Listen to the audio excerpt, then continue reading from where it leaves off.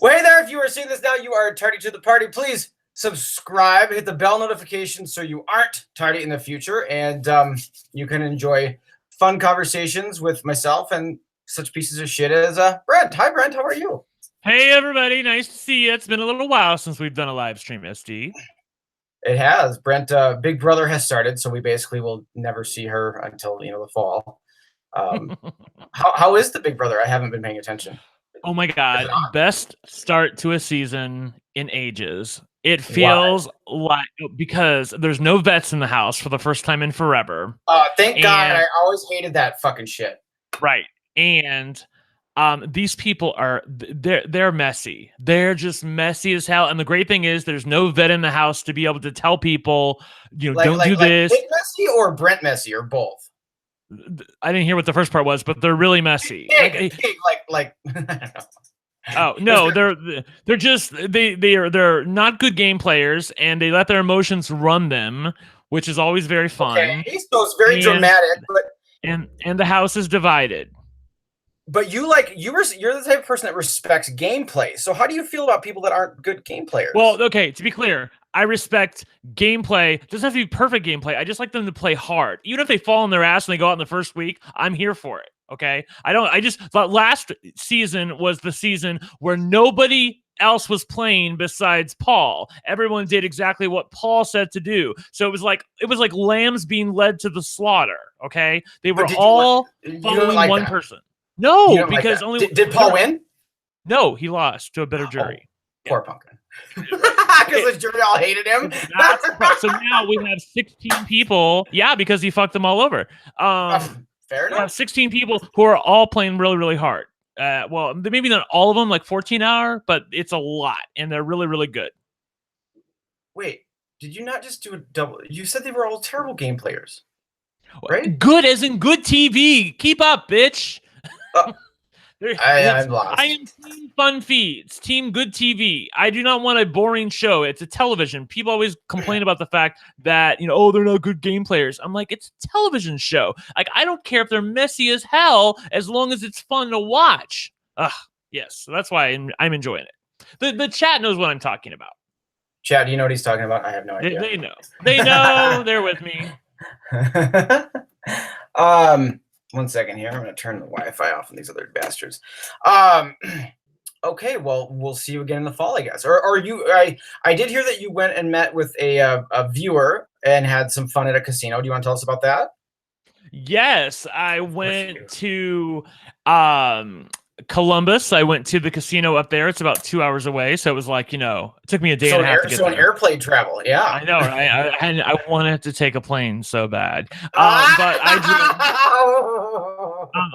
just so you know, my aunt, God rest her soul, once took a flight from Indianapolis to Evansville, which is like 2.5 hours. Okay. Yes. That's what I come from. Okay, so me and Cindy went up to Columbus, Cindy Higgins from the YouTube Facebook group, and we had a great time. We were there maybe 45 minutes, and we hit a jackpot. And I am so excited to put it on. Luck, she was part of a group that hit a jackpot. It's all about her because since then I haven't hit shit. I don't believe it anyway. I just receipts, Brent, receipts. I have receipts. We went to play Wild Wild Wranglers, which is your game, and we got a bonus on it. And I want to ask the chat this, okay? For the first time in my life, and Cindy will attest to this, I had something happen to us that I've never ever seen happen before. Someone had sex with you?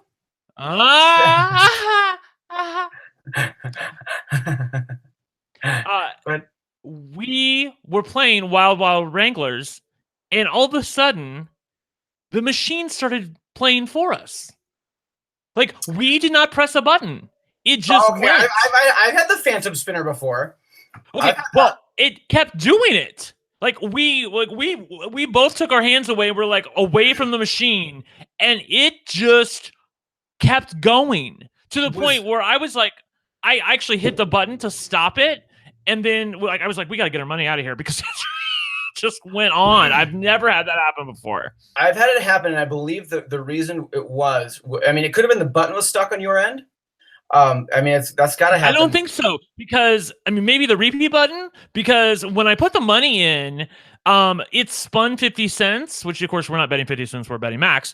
And I was like, oh, I just assumed that I had hit the button because I had my hands near the buttons, and I was like, oh, that must have been me. But then like later on, about 5 minutes later, it started doing it again, and it stopped, and we were like, okay. And then we got the bonus, and then after that is when it really started like doing it on its own. So we were like, there's also a repeat bet button usually on those machines that's on like a control thing on the side for really lazy fucking people that want to like sit back, and you have this control with a cord onto it. Did you notice that at all? Because it's really I did fun. not. They're pretty tragic, but they're there. Yes, I'm gonna blow a kiss to Rodney. Yes, Rodney's in the chat. I don't know who he is. He could be ugly. He could be fabulous. I don't know. Brent is so much hotter. Thank you. You're in no room to be picky here, so just. But I mean, it could have been that button thing on the side. I mean, that's what I'm saying. Okay. There's 3 different repeat bet buttons on those types of cabinets, so it could have been one of those. Now, I've had it happen to me on every machine, and every has the repeat bet button as a touch on the screen, and so the screen was really kind of something was jacked up with the screen that like it kept the sensor part was like reading that there's a bet over there. Thank you, Mackenzie, for the $1 super chat. She's an officially licensed esthetician today. Oh, I don't know if I'd want to go underneath for you, Pumpkin, but I'm happy for you. Yeah, I got it. Okay. What does that mean? I don't know. I don't know either. I think it means like. I'm glad you sounded it out well, Brent. Good job. I think it's a makeup artist. I thought it was an. I guess I thought she was saying anesthesiologist. My bad. No. I'm pretty sure because like I was thinking. If you say you aesthetically look good, it means you're very pleasing to the eye. Well, so I think we can all believe that she's probably some sort of glamorous.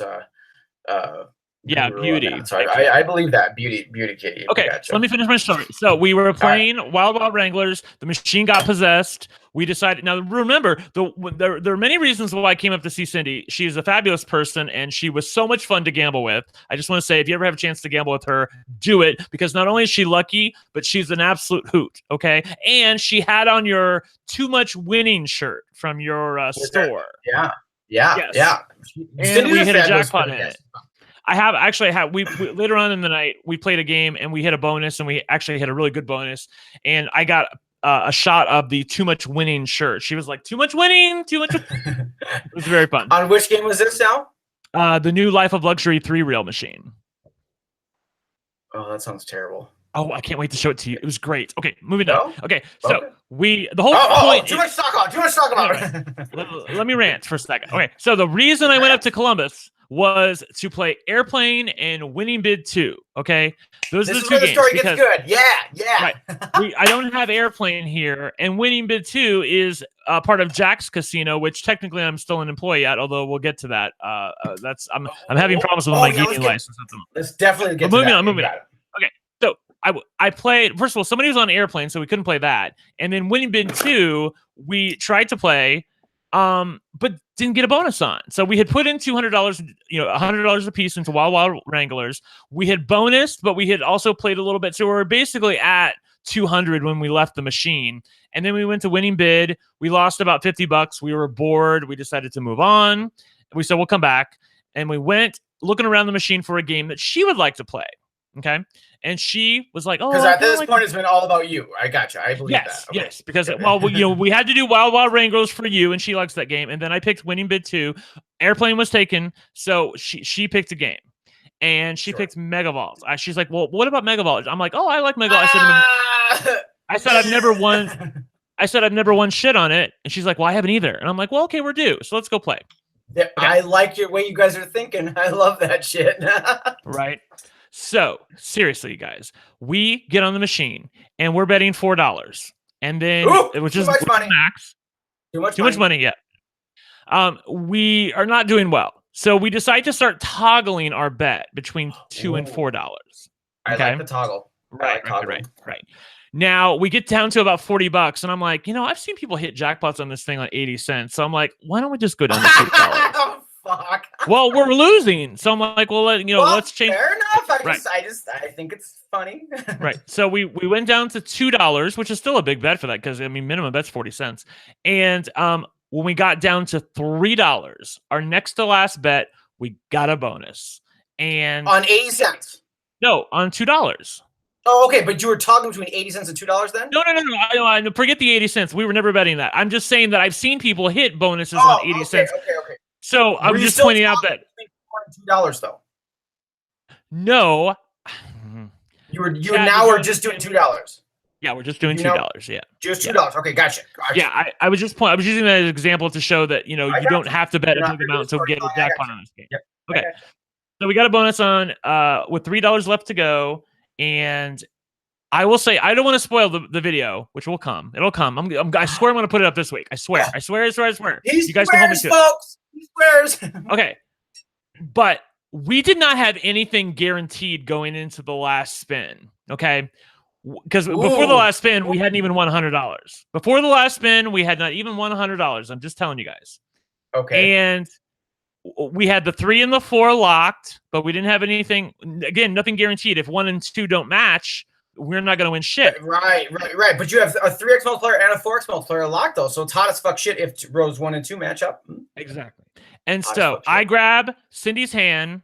And I'm like, okay, this has to happen. She's like, okay, re-trigger. And I said, or just give us everything. We did not get a re-trigger. But we got everything. But your wish was granted against all fucking odds. God damn it. My God, everything came down, honey. I was beside myself. I was absolutely. We let out the biggest scream when it all came down, and then how it does that big dollar sign in the middle when you have a big win. It goes. Yeah, I'm well aware of the mythical dollar sign. Yes, it will not tell us what we've won. So there's a 3-second delay where it will not tell you what you've won, and we're both like, oh. It was it's absolute gold. I think it's actually my most electric jackpot ever because I'm usually not with somebody else, and when I have hit a jackpot with other people, it's usually been with you, and you're a complete bitch. Shit. Fuck off. My Diamond Ridge begs to differ. Cindy, go take a seat. PMT $2 super each day you don't upload, we give SDGuy more money, so that is guaranteed. So Brent, take your time. By all means, yeah, right, exactly. So we did it. And the great part is nothing to see here. We let out the biggest screams. I think I've ever been the biggest girl, and we had a crowd around us. This old lady came up to us and I beg to differ that that's true, but whatever. This old lady came up to us and was like, she's like, "How much did you win?" And I said, "What I won." I almost spoiled it. Oh my God. Okay, and then she's like, "I want to win that," and she just walked away. She was all mad. She's like, "I was playing that earlier." I'm like, I love those people. I love the people who's like, I was just on that machine. I'm like, well, I'm so glad you got up. Thanks. I'm like, oh, people are so dumb. Right. I know, right? The random number generator spits out different outcomes at like 100 per second or 1,000 per second, actually. And so the chances of them hitting that next to zero. So, lady, move it along. I know. I tried to tell her. And of course, we let the whole thing count up. And then at the end, when it counts up again, we let the whole damn thing count up again. I was living for it. Absolutely. Good for you, by the way. Good things come to those who wait. Do not rush that bonus. Enjoy that shit. I love watching that shit count up, and everybody gets all pissed. We don't really like watching it count. Don't care. Right. I do not care. You can fast forward the video. It penalizes me. That's absolutely fine. Do what you got to do, but fuck you. Yeah, I definitely have days like that. And so I will say this though. We played quite a few games throughout the night. Like I said, we went to the new Life of Luxury 3-reel, which I don't know if you guys in the chat have seen that. It's actually, well, first of all, it's the brightest slot machine I've ever seen in my life. We sat down and we're like, wow, we're awake now. It's well, maybe that's what they were trying to do to it. Maybe that energizes the person. You know what I mean? Like there could be subconscious reasonings for doing stuff there. It is. I mean, it's in the same cabinet that the 3-reel 88 Fortunes is in. Sorry. So yeah, Food so LA. Food LA. Right then. Yeah. I meant Food LA. Or I guess it's the same. Vibrant. Well, the thing with Food LA is that everything's red, it's a red background and gold. Okay. So it's like darker colors, and so they sort of dampen the light a little bit. But Life of Luxury, everything's in like diamonds and white, and like the background's white, and it's a little like light purple for the sides, and so it was just really noticeable. We both were like, this is kind of amazing. The bonus is triggered just by like 3 money bag coins, like normal, with the little coins, okay, right? Yeah. And it's sort of bizarre because because it's a mechanical game, the gems are on the reels during the base game, and if you land a gem, it is just wild. Which it took us a while to wrap our head around this. They're just wild in the base game. But we had sat there and played it for like 10 minutes, I think, before we got a bonus. Okay. So that would probably make sense, right? Because on the original Life of Luxuries like that, in order to get the progressive, you have to go to that bonus place first where the gems are available that aren't normally available in the base game, because the base game is usually like Beer House or Mongol Empire or something. Okay, well, that makes sense. On like our first spin in the bonus, we landed the ruby and the sapphire together, and like we had done that a million times previously in the base game. So I was like, I didn't think anything of it. In the base game, are they like clear gems that they light up like a bland color or something? That tells you they're definitely colored, and they're different shapes. I'm trying to look this machine up so I can follow along with you, but keep going. Well, we landed those 2 with gems, which is pretty amazing. And then it respun the middle reel to give us the emerald. And if we had done that, spoiler alert, we did not. If we had done that, we would have won the whole thing. We would have won the diamond. That's how you win the diamond. So you have to win to win the diamond, you have to land 3 different gems of non-diamond in the middle? Correct. You have to land all 3 of the family gems. So you have to land the ruby, the emerald, and the sapphire. It doesn't have to be on the pay line. It just family jewels above or below the pay line. Exactly, family jewels. Thank you. And it was a really fun bonus, and we won a lot of money. But you know what? We didn't win money on. Got a video of it here. It looks like I'm gonna check this out here quick. Keep going. You know what? We didn't win money on. Oh God. Winning bid, because you're cursed on that one. Winning bid 2 and airplane, honey. The funny part is the whole point of me going up there was play those 2 games. And we played them many, many times throughout the night trying to get bonuses. Never got a bonus on winning bid. Never got a bonus on airplane. And at the end of the night, we were still very much ahead, but we would have been so much more ahead if we hadn't played those 2 games. Because like even at the end of the night, we hadn't had a bonus on either one. And Cindy was like, well, let's just put another $100 each into airplane, and you came up for this, so I'm like, I don't know, I feel like we're chasing it. That's very sweet of her, and then you still got fucked. And then we still got fucked. Well, we got the bonus twice, but we picked wrong. Was it multi-denominational? No, if it was, I would have. Yeah, I figured you were playing on pennies, and I would have had just my theory. Honey, I was so mad because winning bid is not multi-denominational either, and the max is $2. So it was a little like, because you're such a fucking high roller. Shut up. Oh no, I like to play less lines, and I like to have some fun. And Cindy is with me. Huh? Yeah, I'll play less lines for more money. You know what I mean? Were you playing less lines on that channel? I know, you dumbass. Okay. You didn't play that one at less lines though, because $2 was max, and you both were going into it. So I assumed you just max bet it at $2. Oh, of course, yeah. Okay, yeah. No, I played less lines winning bid at MGM in Detroit when I was there, and I got the bonus twice, and it was zesty as fuck for what I was betting. Like, it was so great. Well, thank you, Adam, for the $2 super chat. If you still want to join me later, I'd love to. Oh, you mean up in Columbus? You can join. I invited him. Do you want him to come on here so we can figure out his dilemma and what happened? If you want to, let me finish the story, and then Adam, you can send him. Maybe. Stay tight, sir. We might do that. Yeah. Let me get through this first, and then I think I'm about done. Actually, I think I've told you everything. I'm sorry. I'm just thinking in my head. But Cindy was great. It was a winning trip. It was worth the 2-hour drive, which for Brent is asking the world. So it was a good day. But it was definitely Cindy's good luck, because Brent has been in a slump, ladies and gentlemen. Let me just tell you. I think it was the t-shirt. So fuck your. It could be. It could be. I'm telling you what. I have been in a slump. When I go to the casino, it's like I feel like I'm never ahead. That's kind of the issue. It's like I put in money, and it just starts taking my money right away. Like I can't remember the last time where, like, within the first 20 or 30 minutes, I was ahead.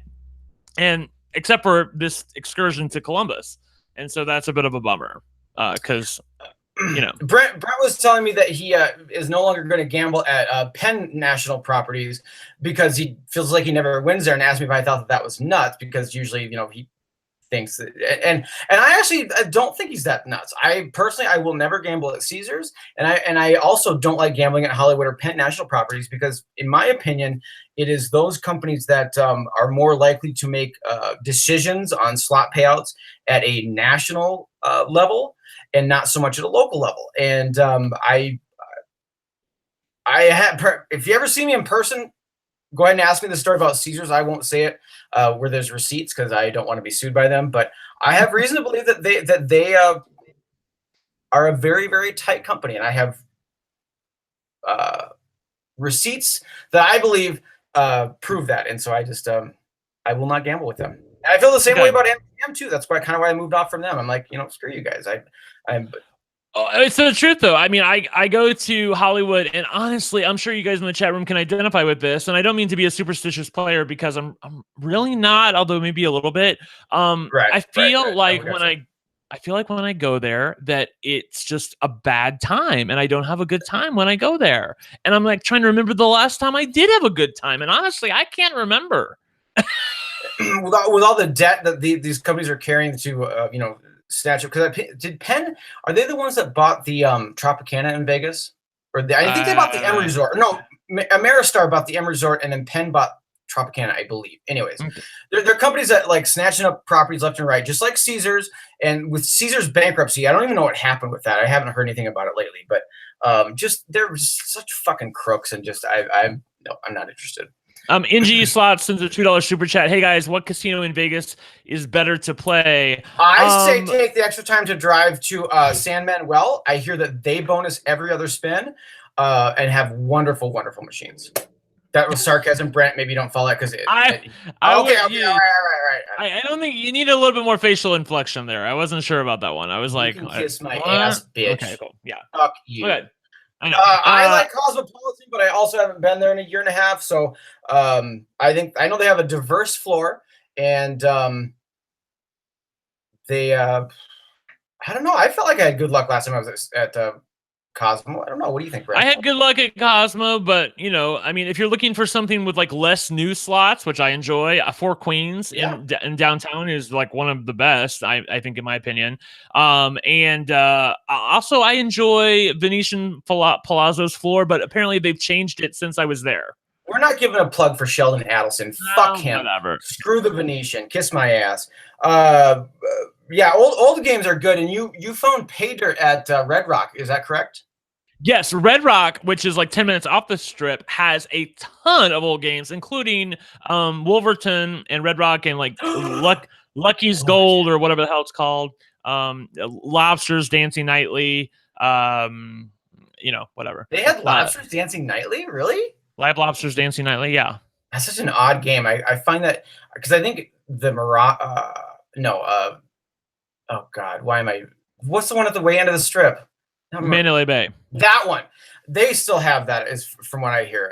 Last time they I was there, they had it. At least last time I was there. I find that so bizarre because that theme is just so like odd.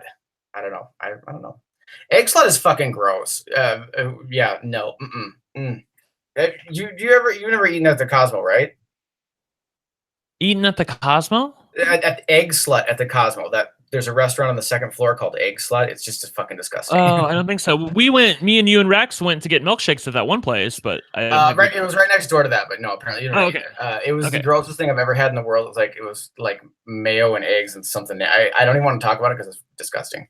Okay. By the way, Adam, you can come into our studio here, but you have to be able to tell your story and for me to understand. All right, settle down. Adam, oh, geez. Go ahead. No. He lets the chat let him get distracted, and that's exactly what you do. So you're no saint. So settle down. No, I try to tell a streamlined story, and you're the one piping in. So you are never the one telling a streamlined fucking story.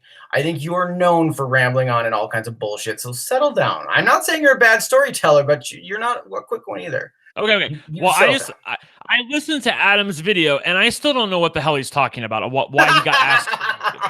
So maybe he can come on and tell us. He can, but let's have him come on towards the end, though.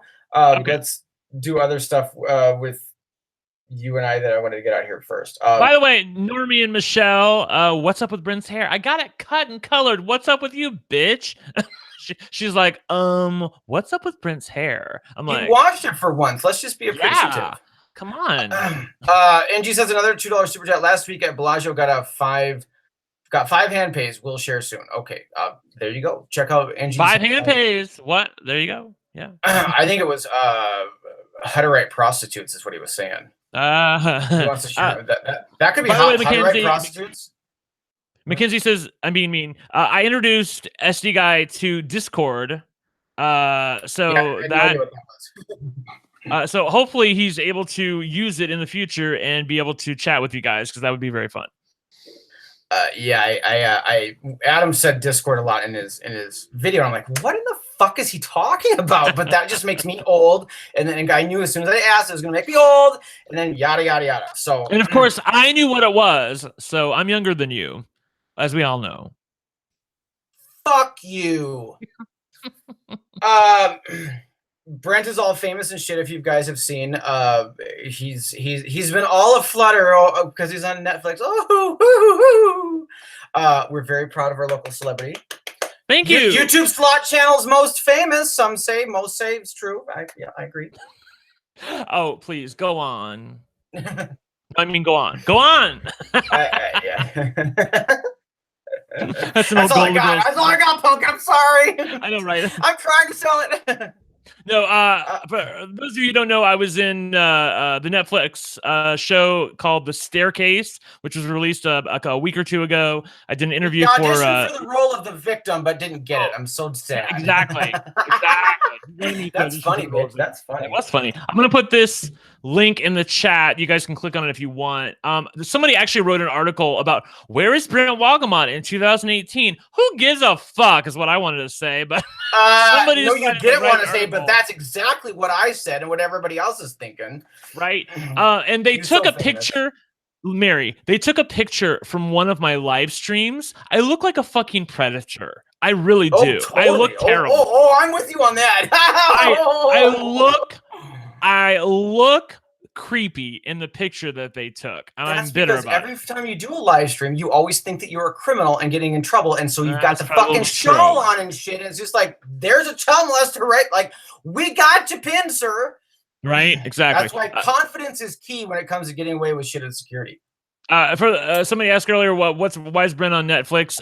There's a show called The Staircase. It's a murder trial. I was a witness in a famous murder trial that happened in 2002, 2003. A novelist, his wife ended up dead at the bottom of the stairs. The state said that he killed her, and he said it was a fall. And they decided to try him for murder, and you can see what happened.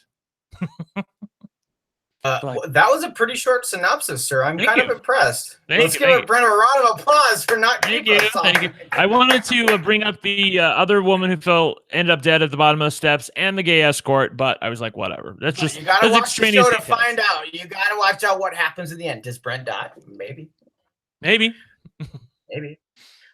Maybe Gladys gets a revenge. I don't know. I would if I was her. Fucking asshole bidding $2. What the fuck is wrong with you? Oh, are you talking about her? I thought you were talking about the district attorney who examined me. Was her name Gladys? Her name, well, I mean, people, I just assumed you were like, when I call you Mary, like your name's not really Mary. Oh, no, Gladys I refer to as a specific old woman whose real name I think was Lauren, but who gives a shit? That's no fun. So I call her Gladys. But she's dead now. I mean, there's just no one. I'm sure she's dead. Exactly. She's dead. Right. Yeah, I know, right. Okay. No, the district attorney who examined me in the Peterson trial ended up, and she was the one who famously said that I was pure tea filth. That's what she called me in her closing statement. Bam! I know, right? Right. That was pure tea filth. Of course, my ex Mac always used to call me and say, "Is this Mr. Pure Tea Filth? Can I speak to him?" Right. But I mean, your testimony, like, you were pretty kind of happy-go-lucky and kind of like right? Or did they? Because I mean, I'm sure they tried to smear you as some smut or whatever, but yeah. Yeah, I think they wanted me to be a lot smuttier and whatever. But I was pretty happy that day. Not because as I told someone earlier who asked about this, I was not happy to be on the witness stand at all. I had tried to fight it. We made a motion in court. I claimed the Fifth Amendment. Then they gave me an immunity deal to testify, which meant I had to testify or I was going to go to jail because the they Fifth subpoenaed Amendment me. is against self-incrimination. Yes, and since I was a sex worker at the since time, you're the one that killed her. I was a sex worker, and so I didn't want to admit to any crimes that they could then charge me with. But then they decided to give me an immunity agreement, which superseded that, which meant I had to testify. So I'll be honest, I haven't watched this because I really don't care. But yeah, but they keep saying like they keep going back to an owl. Are they really going with like the? Why are they saying an owl did it? Well, if you're like me and you don't believe that Michael Peterson killed his wife for a variety of reasons, which I won't get into, and there was nobody else there, and you don't think it was a fall because there was a lot of blood all over the place, and she had these lacerations in her scalp, but there was no blunt force trauma to her head. How did that? So how did she die? And the one, do they have a pet owl? They did not have a pet owl. However, in the forensics, when they went and looked at her hair and in her hand, there were owl feathers. Odd. Now I really want to watch this. Now I did not know about that part. Right. And it was never, I can't remember who thought of this theory, but then he went and looked, he thought of this theory on his own when he looked at the lacerations on the back. This is after the trial's already over. So the trial's done. Michael Peterson is in jail, spoiler alert. And this guy, this friend of his decides to go looking for, because he doesn't believe that Michael Peterson did it, but he also doesn't know how it happened. And like us, he doesn't think that it was a fall. And so he looks at the back of her scalp and he's like, those look like owl talons, which they actually do. Huh? Doing the body? No, they didn't need to. He went back to the DNA test results from that were taken, the night that she was murdered or fell, whatever. And then she died. And he saw that in the list of things that were found on her, they were found owl feathers. Now, I'm not talking like a big owl feather. They were like microscopic, like ones that are like the size of a penny, kind of little teeny feathers, but they were definitely owl feathers. Right. And was this an outdoor staircase? No, but they had these two double doors that opened up out to the pool, and she had been out to at the pool as had Michael Peterson earlier that night. And they had just left the doors open frequently, and she had gone back inside, and I think he was out at the pool. Like, I'm not even sure where he was during all this. Of course, that's part of the mystery. At the top of the stairs, of course. I know, right?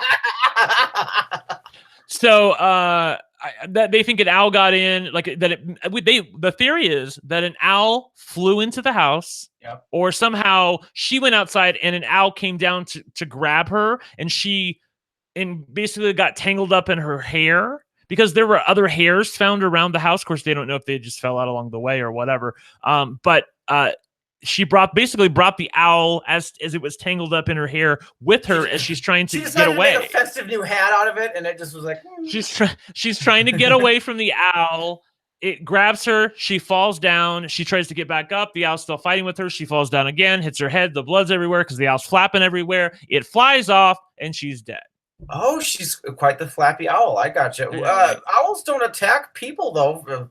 Not often, but there had been attacks in the area previously that week. From a fucking rogue serial owl killer. I see. Yeah. There had been human owl attacks earlier that week in the area. What the fuck's wrong with your owl population there? Well, anyway, I don't know what happens, but the PNC is getting mad because I'm telling spoilers. Fuck PT. I'm all interested in this now. I want to know about the owls. I didn't tell you anything. I mean, I told you what's gonna partly happen to Michael Peterson, but that's not the end of the story. So I haven't spoiled shit. Does she come back alive? I'm not telling you. People want to watch. I hope she does. I pray. I think it's raining or something. Anyways, Brent, what's going on with your gaming license, you piece of shit? That's an interesting story. I actually talked to them by way of $2 super chat from PMT. Stop with the damn spoilers. Yeah. Fuck you. We'll spoil whatever we want to. This is not the spoil free show. I'll also tell you who won RuPaul's Drag Race if you don't shut up. Okay. So when I moved, the part of the reason for moving up here was twofold. Number one, to be closer to my family and my sister, who lives about an hour away in Richmond, because I have a new niece and nephew. Oh, okay, and my parents live like such a family man. And I wanted to work in a casino that was non-smoking, because the casino that I worked at in Louisville was non-smoking. Was smoking, and I don't care for it. In fact, it's kind of gross. And so we decided to move up here. But to be clear, Jay didn't really care where we live, because he does a lot of teleradiology and moves around a lot. He is very accommodating. He's a good husband. Right. Yes. It was really my decision. And plus we still have that place in Florida that we go to a fair amount, but not as much this year. And Mar-a-Lago. I know, right? So we move up to Cincinnati, and I will admit that I took my time in getting a job. I definitely wanted to lounge around a little bit. What don't you take your time in doing? Give me one fucking example. All right, moving on, because we already know you're a lazy piece of shit. Okay. But I said that in the Terrence Show interview. I'm a lazy piece of shit. So I know. I'm just saying, dude. As long as you admit it, as long as you admit it, you acknowledge it, we're good. Moving on. So September, we moved up here. I didn't get a job until December, until the first week in December. And I applied for a gaming license at Jack Casino, which you have to get an I already carry an Indiana gaming license, but you have to get an Ohio gaming license because it's technically in a different state. And so I applied for it, thinking that it would be relatively quickly, because I already have an Indiana gaming license. But the thing about Ohio is that it's a new gambling state. Like, they've only had gaming for the past 5 years, which in terms of gaming is not a long time. And thus they still have a lot of these onerous regulations when it comes to like looking into people's backgrounds and stuff with licensing and, anything they have done. And I was honest with them at the beginning. I mean, of course, they didn't tell them anything about the Peterson trial, mainly because it's not on my record or anything. But I did tell them. It shouldn't fucking matter, right? Right. I did tell them about that I was a recovering addict and that I had been clean for over 13 years. And, here's all the information you need about that. And anyway, to make a long story short, it's been 6 months since I put in that gaming license application, and they still have not given me an answer. And I just talked to them today, and the guy who works there says that after 3 months have passed, or sorry, he said 4 months have passed. After 4 months have passed, generally the Ohio Gaming Commission does not issue a license for whatever reason. So I don't think I'm going to get a license for Jacks, which, if that's true, why the fuck did I move up here? I mean, I know I want to be close to my mom and dad, but whatever. Let me ask you though, why did you say the stuff about the past recovery? Because as far as I know, any lawful events with that have dropped off your record, right? So that your record should be No, they haven't dropped off my record, and even if they did, they would still find them out on. I have to be honest, because they'll look in news clippings. They can investigate you however they want, so they would find out about it. I was busted for drugs back when I was using. This is like 15 years ago. I could have it expunged, but I've never gotten around to doing that. It's a misdemeanor, and it really doesn't impact my life. So whatever. I'll tell you. That's because you're I'll tell you that I have to go down to North Carolina to do it. And I'm really not in the mood to do that. Heaven forbid. Oh, that's a 4-hour drive. That is too far. Actually, it's like 10 and a half. I know, but moving on. But I guarantee you that's not the reason why they're holding me back. And I don't. The thing is that they're not very transparent. They're the epitome of non-transparency. They don't tell me anything, and thus, and here's the thing, SD. I would at least appreciate a no. Like, if it's a no or a yes. Maybe they lawfully can't. I mean, that was actually going to be my follow-up. Have they denied other people, and you're just set in limbo? They have denied other people. So then why won't they? You would think that they would at least deny you then. This is odd. I'm concerned. And they won't tell me, and I don't know. And basically the thing is that, we rented a house when we moved up here, and the lease is coming due to renew or not in a couple months. And if I can't work here, then I don't know that I want to live here. I might want to move back to Louisville because I love Louisville and I love all my friends there. And fuck Louisville and fuck your friends. You ain't got none. The good thing about living here is that I do have access to a ton of casinos. The bad thing about Louisville is that if I work at the one casino that I want to work at, which is my old place, I'd have to drive at least an hour to get to a casino. Whereas here I have like 5 within 20 minutes. You're saying that it would be a very good mechanism to help your bank account not be zero. Well, there's that too. Yeah. No, that's a positive. I know people that have moved to places that do not have gambling because they just keep them away. I totally get that. Actually, I have to drive 2 hours. I told you this. I told you this when I first was thinking about moving up, or maybe I'm pretty sure I did. I know I talked to other people about it. Who else you talking to, huh? That one of the reasons I was hesitant to move up here is because I knew I do have an addictive personality, and I don't know that it would be great for me to be that close to that many casinos. But to be honest, since I've been here, I've been totally fine. And now, have I gambled more than I used to? Yes, but do I gamble do I gamble as much as my mom? No. We've talked about that, about how these local places are really good about their promotions and just getting you in the door. You're like, I'm just going to go use my $20 free play. I'm going to leave everything else at home, and 2 hours later, you're $1,000 gone, and you're like, it's incredible. But actually, I will say that's been a learning curve for me, because when I first moved here, I was falling into I have $40 of this place or $50 of this place or whatever. Yep. And they totally get you. And I had to kind of basically take a step back and was like, I wasn't even having fun. That's when you get to the point where you're not even having fun. You really can't go. Gambling is about, is having fun. So if that's not happening, exactly. That change. Anyway, so I am considering moving back. I probably won't. I'll talk with Jay about it, but we probably won't. I'm very unsure about it right now, you guys. And part of it is the fact that I can't get an answer from Jack Casino. And you can't get an answer either way, though. That just blows my mind that they won't tell you either way. It is so bizarre. I know, right? It's really crazy. But you followed up with them, and they're like, "We don't have an answer yet," or like, "What do they say?" When I call the Ohio Gaming Commission, first of all, this is not a Jack Casino problem. The casino wants me to work. Oh, okay. I didn't know that. Okay, gotcha. Yeah, it's the Ohio Gaming Commission that's the problem. And I called them up, and they're like, "Your case is under review." And I'm like, 12 weeks ago, I called them because it's been a while. What's Nate? Nate or Potato? Hi, Nate. We have a guest with us. Look who it is. Hey, you're gonna need to put in headphones because we're getting an echo. Nate, Brent is a little bit that you're stealing the spotlight from him, so you got to turn down the audio on your. Yeah, there you go. Yeah, it sounds terrible. I know the chat is with me. I didn't know he was coming. Was that a surprise? I kind of didn't either. He just happened to happen. Nate! I'm sorry. Here, hold on. Okay, I'm not gonna say anything. Write down while I find some headphones.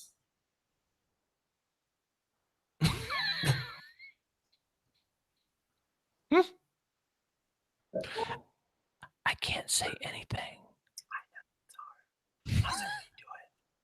I keep getting echoes. Nate's gonna take his shirt off for us, I think, and show us his wiener. Sorry, Brent. I know how you don't like the spotlight being taken off you, pumpkin. Oh no, I'm totally fine. I'm fine with Nate. We'll keep you involved. I promise, pumpkin. Chris, exactly. It's fucking ridiculous. Fuck you. I think we're almost there. Hurry up! Nate. Oh, Nate. Hi, Nate.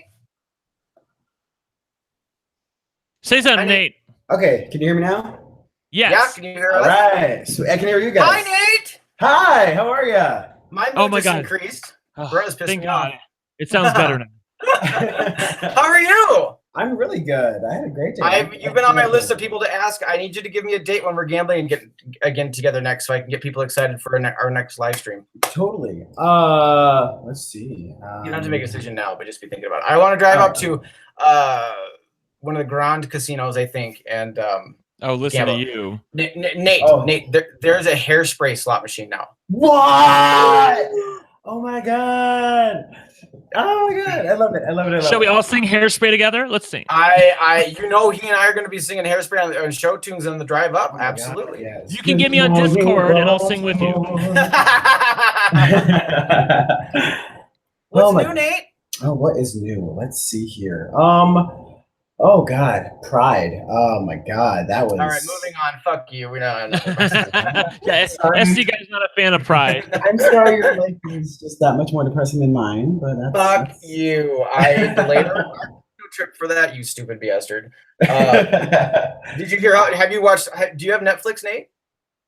Yeah, I'm an American. Have you seen our local criminal here on the staircase? Oh, I've heard of it. I've heard of the staircase. Oh, is that right? You should watch it. It's riveting. It's a riveting story. It's not about me. I'm only in episode 6. Oh, look at her being humble. Oh. You're only episode 6? Well, they have my naked pictures from my army days in episode 2. Note to self: avoid episode 2, bro. Exactly. Although I do believe I have a video coming up where I used that photo in the thumbnail. You're welcome. Okay. Wow. Yeah. Oh my God. Well, isn't it crazy? Wow. Brent, so I thought of you, Nate, when I saw the hairspray slot machine. Good. I did really well on Antony and Cleopatra when I was at the casino last. I love that one. I know you do, and I thought of you because I did very, very, very well. And I'm trying to think of what other new slots you would like.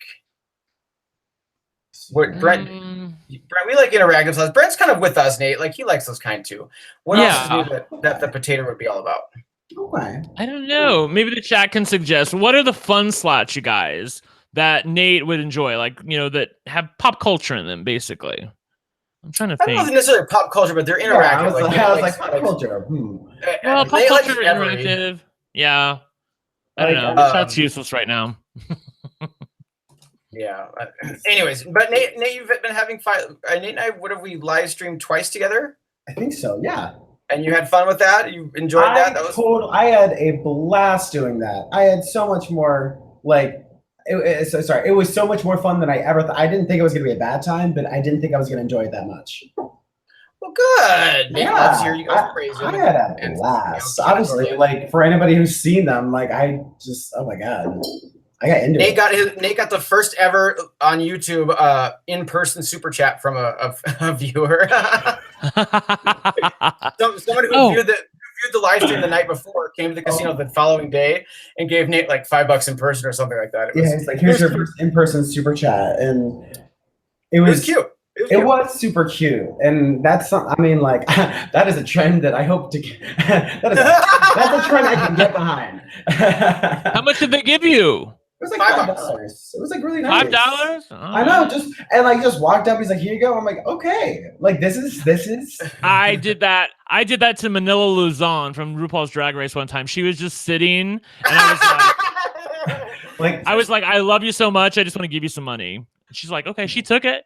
Well, yeah, who wouldn't? Like, dude, if somebody's walking up and offering free money, I'm not gonna ask questions. Like, even if he like looks like I don't know, he could be like have like bloodstains on his shirt. If he's offering me like like $100, I'm like, yeah, I'm still gonna take it. Like, I don't care. Right. Oh, okay. What if it's what if it's evidence? Here, I just want you to touch this $5 bill and give it back to me. I'm gonna go lay it on the murder scene because I have blood on my shirt. I wouldn't take it in the first place if I even had any inkling he was just gonna take it back. Like, once it's mine, it's mine. I'm out of there. Yeah. We've had some members in our community take super chats back. Hush. That was some shade. Brent, you were gonna say something. Like, it's like untipping a waiter. It's like, oh, I gave you too much. Sorry. Well, yeah, but if you tip a waiter, like, if you accidentally write 1,000 instead of $10 and forget to put the decimal point in. Well, that's reasonable. I don't think. Okay. But like, that's what he's talking about. I'm talking about like, oh, I gave you. I meant to give you a 10. They gave you a 20. I mean, okay. Are you really exactly? I'm with you on that. So Chris Persley in the chat said, "So sorry, Brent. As from having mini gaming license myself, gaming regulation agencies will never disclose anything, and yes, they suck for it. Chris, I'm with you for mostly, but given that I'm the one who's asking, I wish they would at least tell me like basically like what I can help them with. Like, I mean, what basically what's it's been, they said 12 weeks and it's been 30. Like, what the fuck? Like, look, serious. Maybe it's like YouTube's monetization process or something. They're back. It's like exactly like that. That is exactly what it is. It was so user unfriendly and so non-transparent. Oh. I suppose, you know, transparency, like you never know like what happens on their end that they're looking at that they can't disclose to you, because it leaves up, you know, them liable for people cheating the system in the future. So I understand that, but there should be a process of saying, okay, well, we have to give you a yes or no in a certain time period, and just laying in limbo is just not a way to go. Right. Alicia asked me if I have a gaming license in any other state. Yes, I have. In fact, I think I could get a gaming license in any state except for Ohio, because they're like one of the newest gaming states. I would like you to go ahead and apply for those and see if that's true. But I mean, I have an Indiana gaming license. I can go across the river and work, which I think is what I'm probably going to have to do. If I want to stay here, if I want to move back to Louisville, obviously I'll just grab my old job back. So that's kind of where I'm at right now. But if you guys remember the moving fiasco of 6 months ago, oh my god, I don't want to live through that again. I wasn't there. I was just on the other end, ignoring him. His first world problems are nothing. I have no time for that bullshit. We have a $10 super chat from Jessica DeVille. So glad to see you all tonight. Can't wait for the next gambling live stream. I still wish there was a Golden Girls slot. I don't know how there isn't. I would be very surprised if that license is not taken. I mean, I will be willing to bet that license is taken, because Buffy the Vampire Slayer is on the floor. Golden Girls is definitely occupied by one of the companies. I would say it's probably coming down the road, because I've always being a friend. Oh my god, yes! I have always wanted a Golden Girls slot, and I want a He-Man and the Masters of the Universe slot. I think that would be great. The second one can take a seat there, but Golden Girls I think is a popular enough license to do. I would think Will and Grace has got to be decent. I mean, but I'm sorry, I'm not a Buffy fan. Brent, you and your leather jacket, I assume you watch that crap. I enjoy Buffy. Hey, Nate, you laugh, but did I hit the nail on the head? Exactly. Yep. Oh my god. Oh, $2 super chat from Mackenzie. Can Adam join now?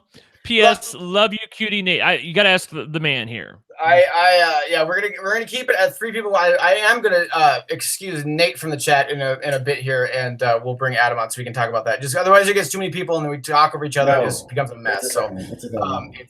But I wanted to just hear. This is our first.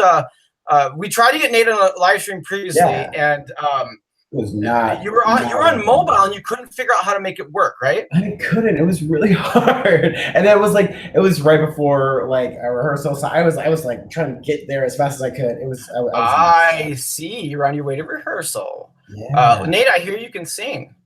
Some people have said that, including you. I mean, I don't know. I did bring this little guy. Ukulele. Yeah. Sing us a gambling song, and then gambling song. Jesus something Christ. I don't care. You got to know when to hold. I don't give a shit. Oh my god. Gambling Jason slots. Nate, sing The Gambler by Kenny Rogers. You can do that. Yeah, if I knew it, The Gambler. Like, who knows that old shit, Brent? Oh my god, I just played it. I mean, you just played it the other day. You got to know when to hold them. Oh, know when to fold them. Oh, that one. All right. I mean, know when to walk away. I've heard of that. Know when to run. Yeah. Oh my god, you're way too young. That's what you get for waking up. Oh yeah, Over Vegas. The Rainbow. Fuck The Gambler. Do Over the Rainbow. I would love Over the Rainbow. Okay, I can. Yeah, do Over the Rainbow. I think I can do that. She's so talented. Okay. Just give yourself a note and go. Oh, all right. Well, I was gonna just literally get a whole. Brent, shut the fuck up. Let the man work. Okay, I'm just feeling very attacked right now. Oh, that was Laganja. I got it. All right. Shake it off. It's like gas. Shake it off. Oh shit, that's hard with the headphone. Let's do this. All right.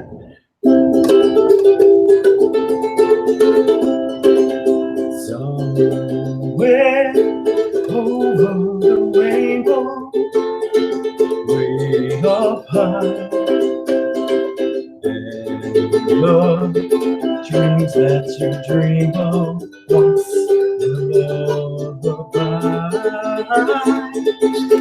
it's like the one with the really like the Hawaiian guy. It's a ukulele. Oh no! Continue. Well, I'm imploring the chat to tip you. Oh God. I really didn't. Like, It's okay. It's okay. You don't have to. Just kidding. That was great. That was great. We love you, Nate. Oh my gosh, you guys are so great. I'm so happy I was able to actually like stop by and like say hi to you guys. Yes, and we are so happy too. And I need you to give me a date on when I can have you live stream, gamble, slots. Absolutely. We'll take your shirt off. We'll end up gambling so long that we end up having to book a room at the place and crash there and get pizza and oh my God, wake up and do it all again the next day and then get caught in a fucking blizzard because of you. Excuse me. You need to remind you what happened last Christmas. That's when I got caught in the blizzard. On Christmas. No. We at the end of March or April, we went up to Grand together. This happened. No. Yeah, you're right. But I'm saying, like, if we're talking about like crazy ass times, like, I'm sorry, like, I don't think I can. I can get us booted from another casino. I can absolutely, if that's what you'd like, sir. You know what? I that is well within your power. I have no doubt. But it'll be fun, Nate. I will actually put together my first group poll with us, so we'll have other people meet us, and we'll do some high limit like slotting, and it'll be like a little group adventure. It'll be sounds so fun. Oh my gosh! By the way, I just want to say that like I don't know, like a mob or like some kind of like gang. I love it. I'm all about it. SD Easy Life said that Nate has the most talent of everyone on this panel, and I just have to say, Easy, you would not say that if you've seen The Staircase. I got talent. Easy. So like, I agree. Easy. I'm with you. So that's what I do. I was like, is it just a naked photo? Is that it? What? No, Nate. I have my whole testimony is in the Staircase. You don't even know what we're talking about, do you? I know. That was enough attitude out of you. Yes. Well, he was like, "Is it just your picture in it?" I'm like, I mean, no. That with respect, no, that's not. Well, even if it was, you would still milk it to the high heavens. So I would not, and I'm not milking it now. You bring it up. I do not bring it up. I will get Nate caught up in the Staircase so he can praise you and let you know how famous you are, you piece of shit. Nate, thanks so much for joining us tonight. Thank you so much for having me. You're so cute.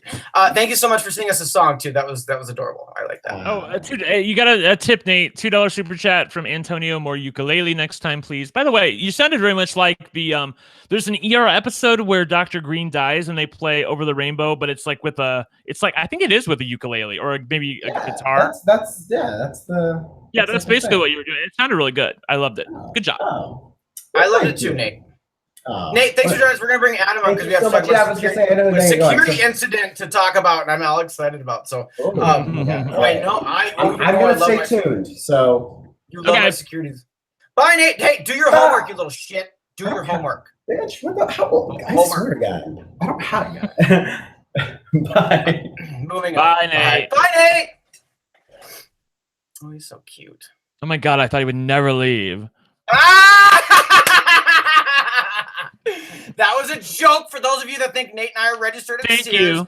Brent was being sarcastic there, and it was very well played. Because Brent, I always pit them against each other for who can get the most star, because Brent loves the spotlight, and so does Nate. That's cute. Where's Adam? Adam, I'll send it to you on Patreon, you bastard. Incoming, Adam. Brent tap dance. What's going on, chat? Okay, time to talk about yourself. Who Claudia? Well, Claudia, you know who Nate is. I thought it was a serious question. You know who Nate is. That was more sarcasm. I know, right? Chris said it was like 50 First Dates rendition of Over the Rainbow. I guess I've never seen that movie. Sounds horrible. Wait, that's kind of a sad movie actually, because it's kind of like dealing with someone with Alzheimer's or something like every day she wakes up not knowing who you are or whatever. And it's kind of cute actually. Mm-hmm.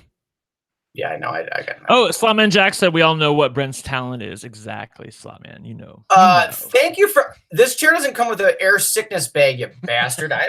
Fuck. Gross. Oh, you've sent him your pictures too, haven't you? I've seen your neighbor, Slotman. That's where the talent. That's all we need to talk about. Yeah, that guy was hot. Ugh. Damn. Ugh. Like, I'm not even into those like leather daddy guys who are like, you know, like it's basically like fake masculinity where they like wear like the leather jacket and they wear the shades and they wear the boots and, you know, they talk like this, you know, because it's all fake. But that guy was really, really hot. Really hot. Like, you're a living, walking version of Mr. Slave. I get it. You dress butch, but you're just a. When it comes to sitting on a pineapple, Brent's got it covered, folks. My flame burns bright, not like a little pilot light. Okay.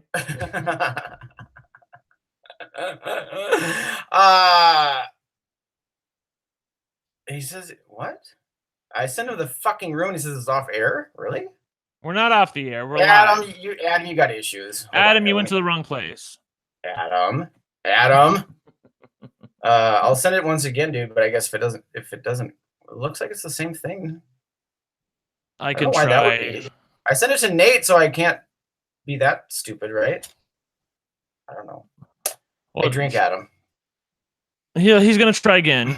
He's gonna try again. Well, regardless, Adam had a security incident with Monte Carlo security, which is actually really funny. How I believe like that day, or at least like a few days later or something. I wasn't aware of this actually, but my video dropped of me and my issue with security at Monte Carlo, where the guy like kicked us out the front of the building when, you know, over Christmas when I didn't have a jacket and it was really cold and I was really mad and the guy was just a fucking asshole. Man, honey, you were on the cross for that one. You were like, I made me walk out in the cold.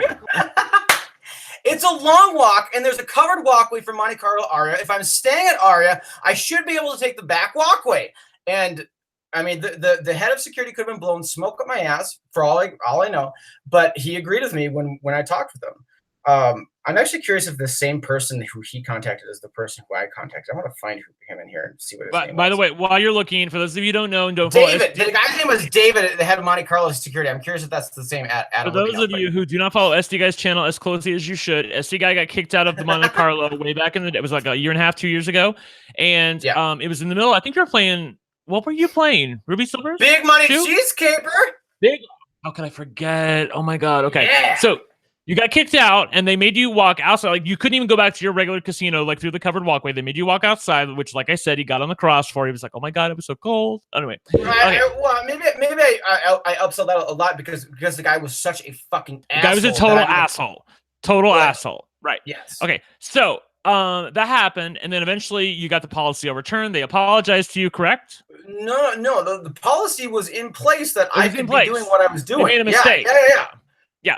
At the time, I did not know what Monte Carlo's policy was, but I knew that I had sent in the "get your head out of your ass" letter to Aria previously, and they now allow recording there. Well, I had not known at that point that Monte Carlo and Bellagio had also adopted those policies, and the person who was there was apparently new and came from a different casino where their policy was no recording.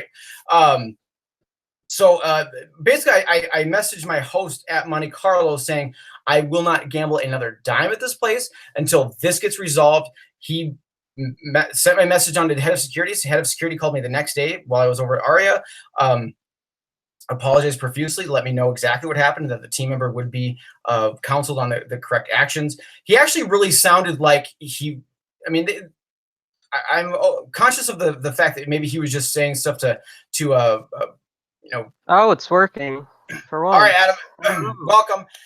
He basically, could have been saying things just to keep me calm down or whatever. And I think that I was pretty calm and just, very direct. And as I usually am, I think that that's the best way to get things done. But he sounded like he was very disappointed in this person, in that this person had been known for, and I would believe that this person had been known for being that way with other people in the past, right. I get with security, like you probably deal with a lot of douchebags. I understand that. I absolutely understand that. But there are people that wanted to be cops, but then they couldn't be. I think that's a stereotype, but whatever, Brent. I feel like you get more bees with honey, and I have had many security guards that have shut me down, and the last guy that kicked me out of Mystic and that I'm on my year end thing with, or my year ban, I shook his hand and said, thank you so much for being a gentleman and being kind and just right. He's just doing his job. You know what I mean? That's not my. I don't have a problem Right. with that. The main part of that story, which I think is the best part, is which you kept that ticket the entire time. And then, like, it was like, what, 4 or 5 months later when you went back to that same machine? I think it was 3 months later. I was going there in March. Yeah. Yeah, that's the reason why you kept the ticket, because you wanted to come back. So you came back to that machine, restarted the process, and you doubled your money. Like it was live, like double or nothing. I restarted the process. I stuck the actual ticket back in, and then on my very last spin, I doubled. It was just apropos. Apropos is. I gotta watch that again. I don't know if there's anything else that's more apropos. Good. Anyway, hey Adam, how the fuck are you? I'm doing good. How are you guys? Good. Why can't we see you? Are you naked? Oh, 1 second. And are you in the National Basketball Association? I am. Thank you. It says the camera's on. I don't know why I'm not showing up. I had an issue with that earlier with Brent too. The camera ain't on, girl. It ain't on. Well, I had to use my laptop because I was trying to use my phone to join earlier, and it kept saying off air. So I don't know what the deal is. We can look at Brent's ugly ass instead. But tell us your story about Monte Carlo and what your security incident was. What was the guy's name? Was it David? Do you mean the guy who who I had the incident with, or the head of asshole, Adam? No, the asshole. The head of security was his name, David. Oh, or either of them. Does it matter? No, his name was Ron. There we go. All right, fine, fair enough. Go ahead, tell your story. Okay, I'll start over from the beginning. I'm sure most people don't know. Brent, if you don't understand something, interrupt me at any time. I know I don't need to tell you twice, but I want to make sure you understand. You don't need to tell him that. He will interrupt you. Go ahead, Adam. Yeah, there's no problems there. Okay, I went back to Monte Carlo where I was, or it's called Park MGM now. It's my first time in Vegas ever, so. Oh, good for you. This is my second day staying there, so. I got back about 1:30 in the morning. I had to walk for maybe a half an hour to get back to the hotel, so I was just really tired. From a grinder trick? No, actually. Moving on. Keep going. Well, and I bet you did the thing where you looked and you saw the casino, and you were like, "Oh, that looks really close. I'll just walk," and then you realize it's a fucking long time. Actually, what happened, we were at a restaurant across the street, and I had to walk for 20 minutes to get to Aria, to get to the walkway, to even cross the street to get to the Park MGM anyway. So it was ridiculous. But all right. So you get back to your hotel.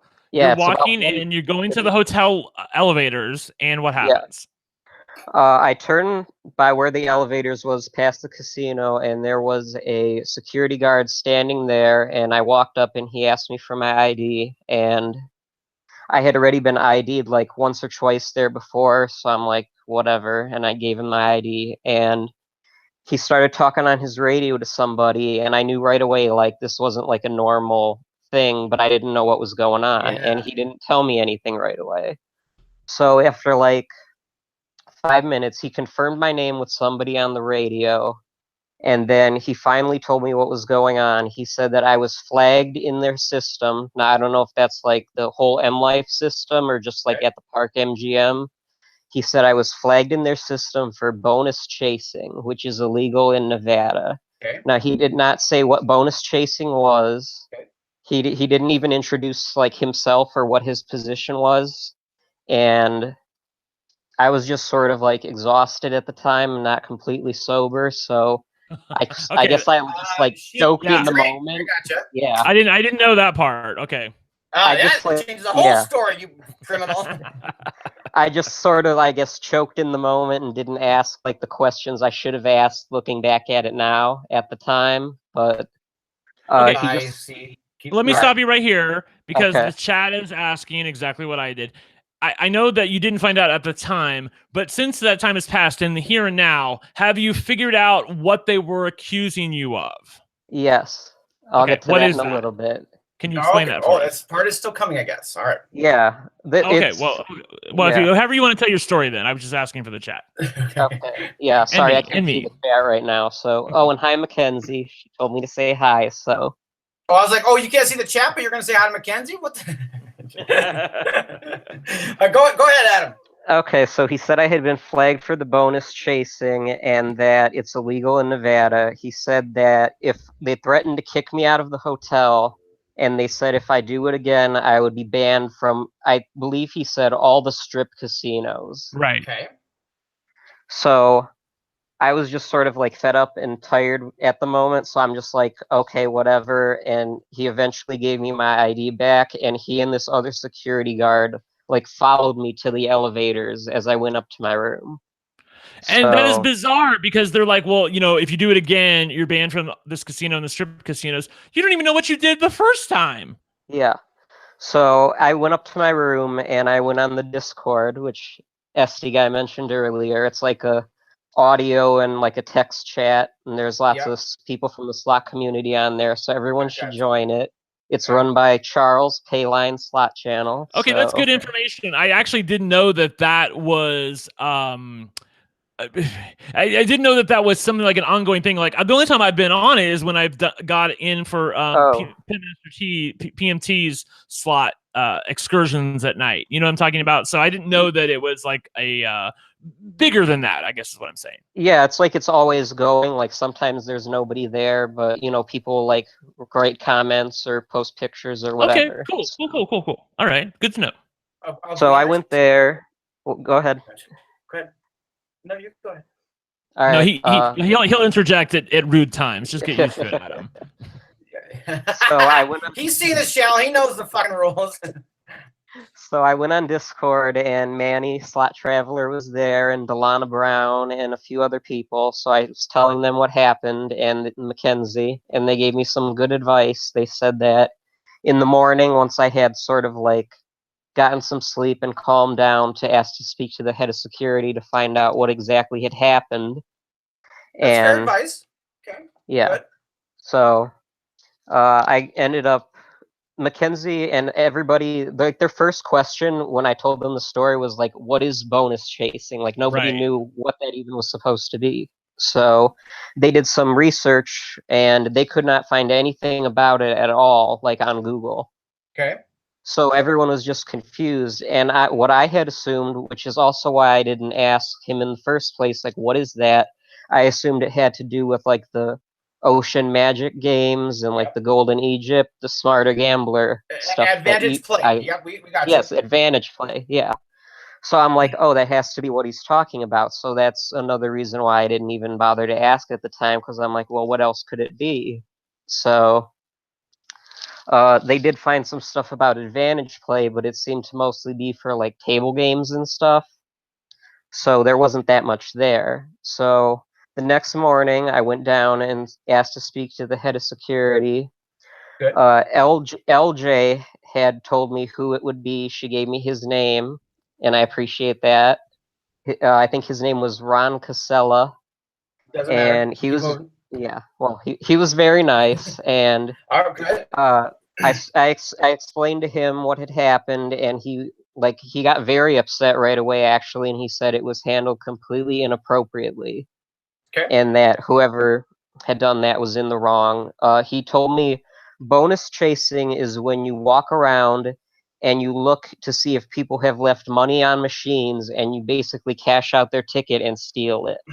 Which is what the transients do all the time. I mean, I've seen that at RE. I've seen it all the time, actually. Yeah, I see it. I see it here in Ohio. It's everywhere, I'm sure. So maybe surveillance thought that that's what you were doing when you went to check the bubbles? Well, I had not put money in the machine, though. I was just tapping the different bet levels. So are you able to check the bubble levels without putting money in the machine? I'm not aware that you can even do that. Oh, yeah, you can. You didn't know that? You can do it on Plants vs. Zombies, but I don't think that you can check the bubble levels without putting money in the machine. No, you can. Do it here. Yeah, I can.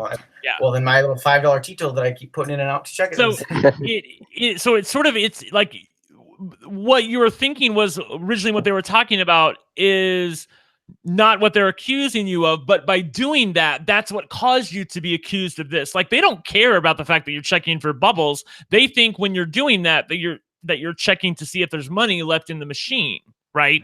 I am not exactly sure because I kept talking with him still, and he said that if I had been accused of bonus chasing, like stealing money, that security would have approached me immediately, like within minutes, as after it had happened. And if they were going to ask me to leave, they would have done that immediately. Like they would not. The last time I was in the hotel was about 8 hours before this incident, so. Like nothing had happened. They call that bonus chasing. That's so maybe they think like it's like extra money in the machine. They call it a bonus or something. I don't know. That's terrible terminology. Yeah. Yeah. So keep going. Are you still telling your story, pal? Yeah, there's a little bit left. All right, keep going.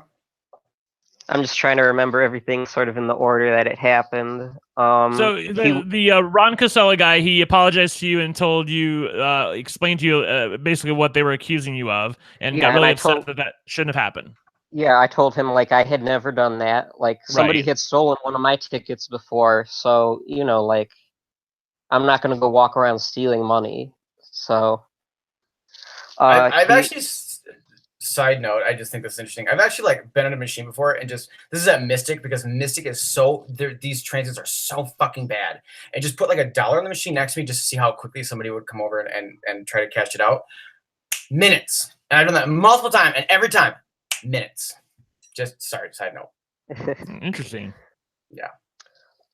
He asked me to describe the security guard to him because I didn't know his name. All I could do was sort of give a description, and on their name tags they say like where they're from, and his said he was from New York. So I gave him that and like the time of when it happened. He was from New York, but not his name. That's right above it. I just think that's funny. He said he was going to look on the security cameras and find out who the guard was. Yeah, that's what I was going to suggest as well. Talk to them and like reprimand them because basically whatever he had done to me was like handled completely the wrong way, he said. So he apologized. I had wrote that maybe it was the same asshole that confronted me at Big Money Cheesecaper, but the way the guy approached it at Big Money Cheesecaper, there is absolutely no way he is still employed at Monte Carlo. There's just I don't really want to be responsible for having him fired, although I did at the time. But just customer service skills he does not have. Yeah, because I saw that video and commented on it about sort of with my story, and you said the guy's name was Donovan, I think. Yeah. I remember my security guy's name real well. Yeah. Why don't you bastard? Okay, I'm going on like an unrelated tangent, just like relating to that, because I was with Bonsai Yama Review the day before, and we were doing some live play from Park MGM, and a security guard walked up behind us. His name was also Donovan, and I wasn't sure. That's why I commented. I'm like, is this the same guy? Really? And he was like, sir, are you taking pictures of the machine, like in a really like stern tone to Bonsai? And we both started like freaking out for like a second. And then he like burst into laughter and said that it was okay and like he's just messing with us or whatever. Okay. Well, that guy has a personality. Oh my God. I was like, no. Right? That's so funny, but there's no way he developed a personality between those times. It's different. Yeah, probably, but. So the Ron Casella, after I sort of finished up talking with him, he said that he was going to go into the system and make sure my name wasn't flagged on like, and just my name wasn't flagged on anything. And he called the room about an hour later and like apologized again and wanted me to enjoy the day. And he said they would be sending up something to the room later as an apology. So they sent up like a hooker. Yep. I hope his name wasn't Brent. He hand-delivered an apology note. You can't afford me. Oh, bitch, please. Moving on. I don't even want to get into that. But okay, so basically then you think you got basically misinterpreted that you were going around looking for credits. Even though you were staying there, like I feel like anybody who's staying there, like, is above looking for credits left in the machines. Am I wrong in that thinking? You know, it's kind of, it's maybe that they knew that he was a guest, like they're like that was an inappropriate way to. I don't think that.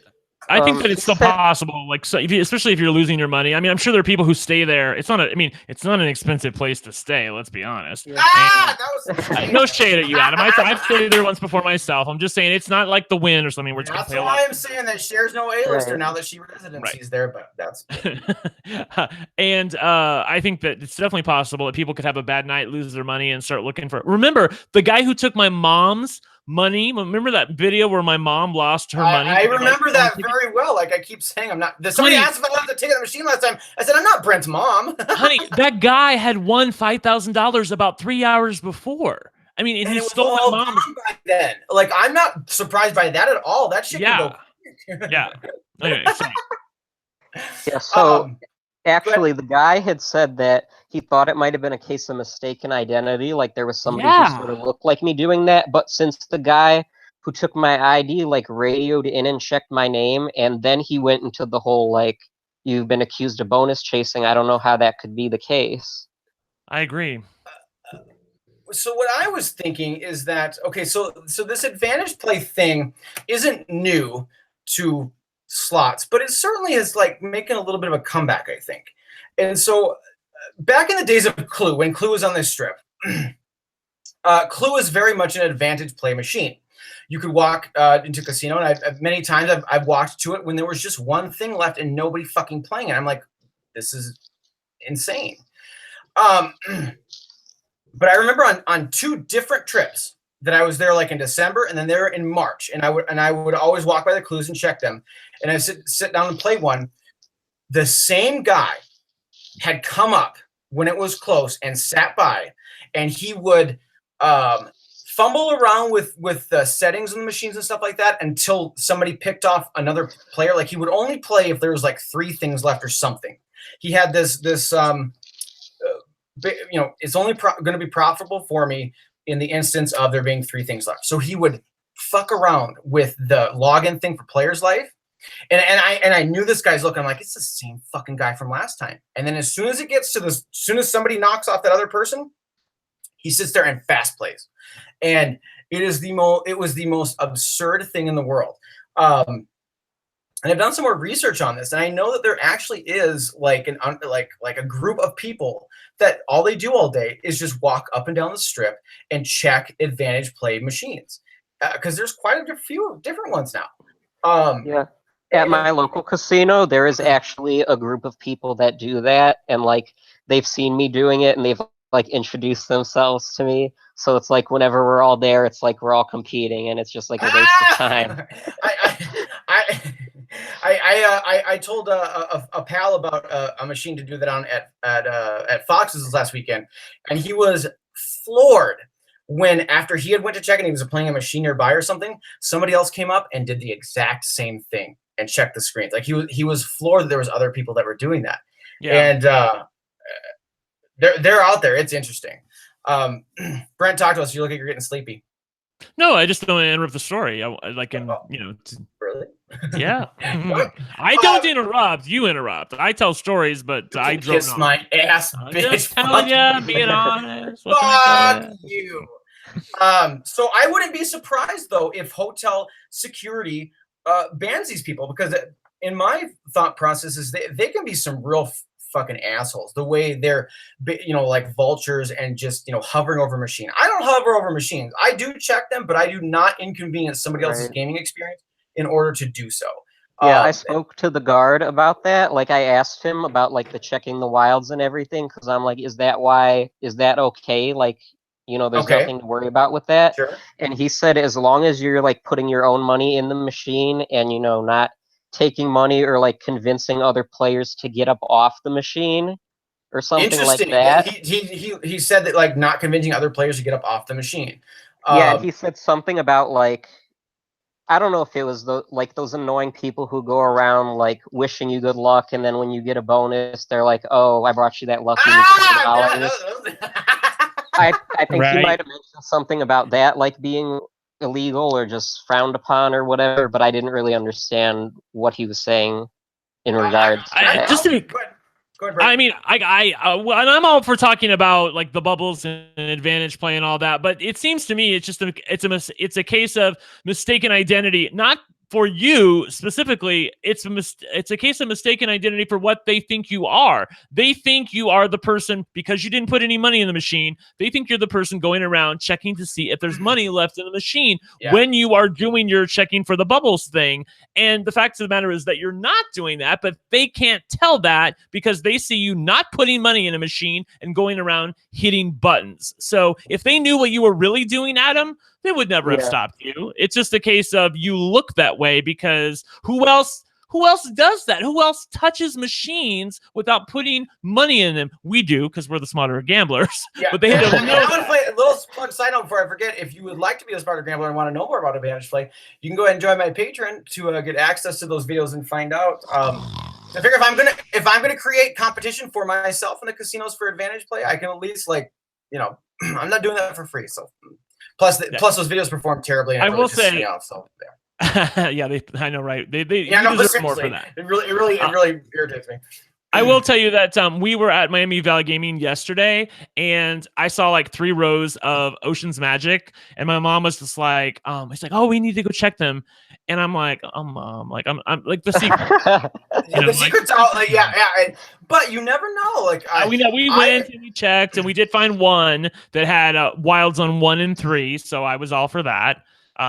Unfortunately, never got a big win.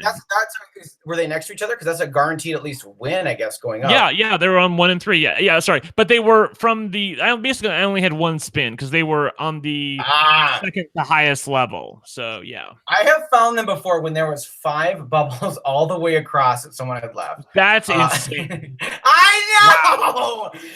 It's rare, but I have found like that. I have also found. In Icy Wilds, if there's 2 wilds next to each other, that is I don't like to advertise that one because people don't understand that one as much. Yeah, I'm not going to advertise that one. You can join Patreon. Brent says don't do it. Patreon if you want to know more about that. All right. I'm just telling you. You want to know why? Because yesterday when I went to the casino, I won on that one. Somebody has left some shit on that one. Yes, and I explained to my mom. It is not intuitive, huh? What? You learned it because of me then. Oh, I'm yes. such a good friend. Remember how long you tried to teach it to me and I did not understand what you were talking about? Yeah. Oh, she's learning. I know, right? What's Speaking up, of Icy Wild. All right, good for you, Brenty boy. I want to hear that story after this too. I'm excited. Okay. That's okay. Sorry, that one's gonna go on the secret Patreon podcast. SDGuy, have you seen Icy Wilds Deluxe? No, but that sounds hot and fucking horny. It is. It's on the Ocean Magic Grand is on. I also ejaculated to a video of Ocean Magic Grand. Oh, Brent, have you seen Ocean's Magic Grand? I have not. Oh, it's all good. Oh, ooh. Gets me excited. Ooh. That's all. I feel dirty now. I want you to experience that one for yourself because that one. It's too much winning, is what it is, Brent. Yes, Jennifer, that's our Adam. She's like, Adam, his video's not working for some reason. Adam, you played Ocean Magic Grand, right? Yes, I have. Can the 2x2 bubble, can that also come up from the bottom of the screen? I assume it can, or does Glinda have to bring that to you? I have not seen it come from the bottom of the screen, just when she blows okay, the all right. trumpet. I will. If anybody knows that, do you know the bigger bubble? And also, can she blow a 3x3? I don't know about that. He doesn't know if she can blow it that big, honey. But you know, I want to find out, right? You want to find out, yeah. What else we got? So anyways, I wouldn't be surprised because if you ask me, the people that walk the strip and specifically bonus chase, I mean, like that asshole that sat at Clue, he was doing nothing for the casino. He was impacting other gamers' experiences negatively simply by take them losing or whatever. But he was very calculated in his moves, and he wouldn't gamble on anything else, and he would only start hitting that button if somebody got it down to a certain point. If somebody won it, then he would cash out and move on. I observed that. It was so fascinating.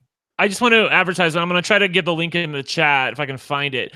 There's a video of you where these other guys are trying to get the that's a good one. They're trying to get the progressive, and you came up and you started gambling because you saw that it was like ready to. It was down to the. I got the you story. Tell it. Go ahead and tell it. So there was an incident that I had with somebody like this who was occupying all 4 seats in Clue. Oh, thank you. Yes, had $20, had $20 in each one, and was waiting for a friend to come over and help him spin or some bullshit. I don't know. But anyways, I was having none of that when I came up, and he's like, "Oh, these are all taken." I was like, "Oh, the fuck they are." So I went and got a slot attendant. She forced him to cash out. His friend then arrived over, and we just started fast playing. Like, we all knew what the fuck was up. And who got the bonus? Bam! I got it. And I learned them good, but you can hear him in the fucking background saying, "This guy's a fucking asshole." Like they were, and I was silent as a mouse and just recording my thing. And I was just like reveling in their anger. Like, it was so amazing. And yeah, it was good. It was so good because you can hear them, and you can hear them cashing out. You hear, this guy's a fucking asshole. Like, I was like, oh, this is so good. Oh, because when you out vulture a vulture, it is the most satisfying feeling in the world. Because that guy was a fucking asshole. They were. You can hear them. You can hear they were like typical entitled assholes. I could hear it in their voice. Like they were like from Wall Street. We don't know that they weren't banging each other. All I know is that SDGuy done learned them good, and he felt great. Well, do you remember what the name of that was, so I can get people? It was the ballroom bonus on Clue, and you just search for Vulture on my channel. You find it. Vulture, yeah, Vulture. That's it. Let me. How to be a proper vulture? Is that it? Probably. Sounds like that would be it. Let me listen to the end of this and see if they stare at you. Hold on. Vulture, that's it. How to be a proper vulture? Is that it? That sounds like it. Well, wait, hold on. No, that was one where you were being nice. I gotta find out. They cash out at the beginning because they don't chase it anymore because they know that I won it. Yeah. Well. Oh, is that it? Okay. Well, okay, let me go back in the beginning. Hold on, wait, 1 sec. You keep talk to them while I do this. I'm gonna turn off my microphone. She's a mess. She's just a hot mess. They know you're a hot mess. But we can hear your audio though. You should play it for us.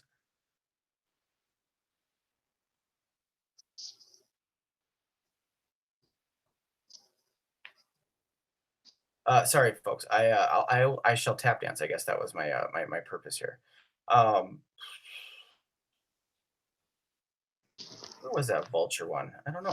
This is back when I just named everything like a generic name or whatever. Yeah, I know. I tried to beg. I begged you. No, this is not the right one because this is the one where you're like pick fast, and whoever's with you, I think Chase is with you. He got a secret passage, and you're pissed that you got a secret passage. That might be my mother. No, that's my mother, and that was at the Palazzo. And the other guy ends up getting a fucking getting to the bonus and finishing before me, and I was so scared. But he wasn't betting max and didn't get the fucking magnifying glass. Yes, I remember. Oh, so good. Why don't you go ahead and tap dance, and I will find this goddamn video. Okay, I will talk to the chat. Yes, because I can't find it. I'm trying and I can't find it. She's Brent, I was all ready to like bitch about Jack, like with your situation, but you said it's not their fault. With what? With your situation with getting the gaming license, like I thought it was Jack's fault at first. Oh no, it's not Jack. They would love to have me. Yeah. In fact, they're around $600 right now. So I was just gonna bitch about them because I don't know, I don't like them that much. Oh really? Like Jack Casino? Why? They have Pay Dirt Detroit. What the hell you got against Jack? They're the best. The one casino that allows recording near me, Thistledown, yesterday I was there, and they actually, like, security stopped me. Somebody had sent him, like, after to come get me and tell me that, like, you can't record. So I had to send him to go check, and it just took forever. And eventually he came back and was like, yeah, I'm sorry, you're right. They changed the policy a year and a half ago. All right, I'm going to just talk about that for a hot minute here. There's a link to me, Alt Vulture, and the Vultures in the chat room now. Yeah, there Brent, is. Okay, say that. It sounds like you want to watch it later, so you better. I do. I'm going to bring it up right now. So yesterday the security going live, I wanted to go from there because they had new machines and I wanted to live stream new machines. but they're out in the middle of nowhere. They have Wi-Fi for fuck all, and so I just said to hell with it. I'm gonna live stream from Prairie's Edge or wherever that I know has better Wi-Fi in the future. But I did take regular videos after. I'll have a lot of new videos dropping this week, everything you want to check out. But I also got stopped by security for recording. And then somebody came up to him and saw him actually scold me. And I actually didn't fight back because I reasons. And he came back and said, "I'm sorry, sir, you actually are allowed to record. I was wrong about that policy." But like, do you know how rare it is for security to come back and say that they were wrong and apologize? Like, that never fucking happens. Right. And that's why I like there's incidences with me fighting with security where I like went back and found the guy afterwards because they would never fucking come back and say whether I was right or wrong. So you're gonna yell at me, but then leave me in limbo as if I'm, you know, you would always really fucking piss me off. Yeah, you would track them down after they stopped you because you're like, well, you know, are you going to apologize to me? What the hell? Well, it's not so much the apologizing to me. I don't need that. But you're leaving a customer in a state of limbo on, am I breaking the rules here? Am I in going to, you know, be escorted out of the building and have a year ban on me? Because that could happen. But like, you know, it's like, I don't necessarily need you to apologize. That's not anything about it. People, you know, I don't know every rule of my job. I could be wrong, but at least come back and tell me that, you know, okay, you are correct, sir. You are allowed to do that. I apologize. Yada yada. Just don't leave me in a state of limbo. That's what's fucked. And she doesn't like to I get a bad rap for there's an Aria video of me on Wizard of Oz Ruby Slippers 2, where I went back and I was like, are you gonna fucking like resolve this? And you're like, you said you're fucking spoiled brat and all this and all that, but it's like, I've dealt with this shit for years. I'm tired of it. And I still have yet to have.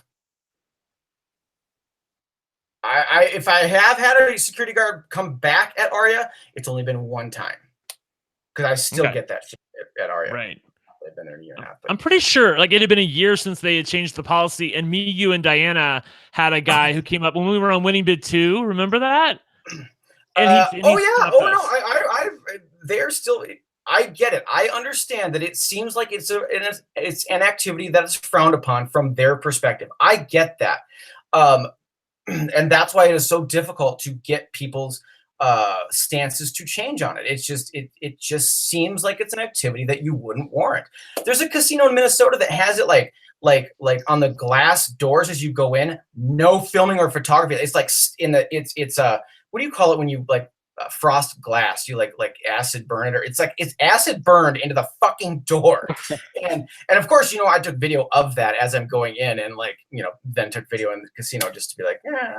Or there's that one that shithole casino in that's like a truck stop or whatever, where they have an apostrophe in the photos. There's like no, you know what I mean? Like it's just illiterate from here to fucktown. It's right. I can't.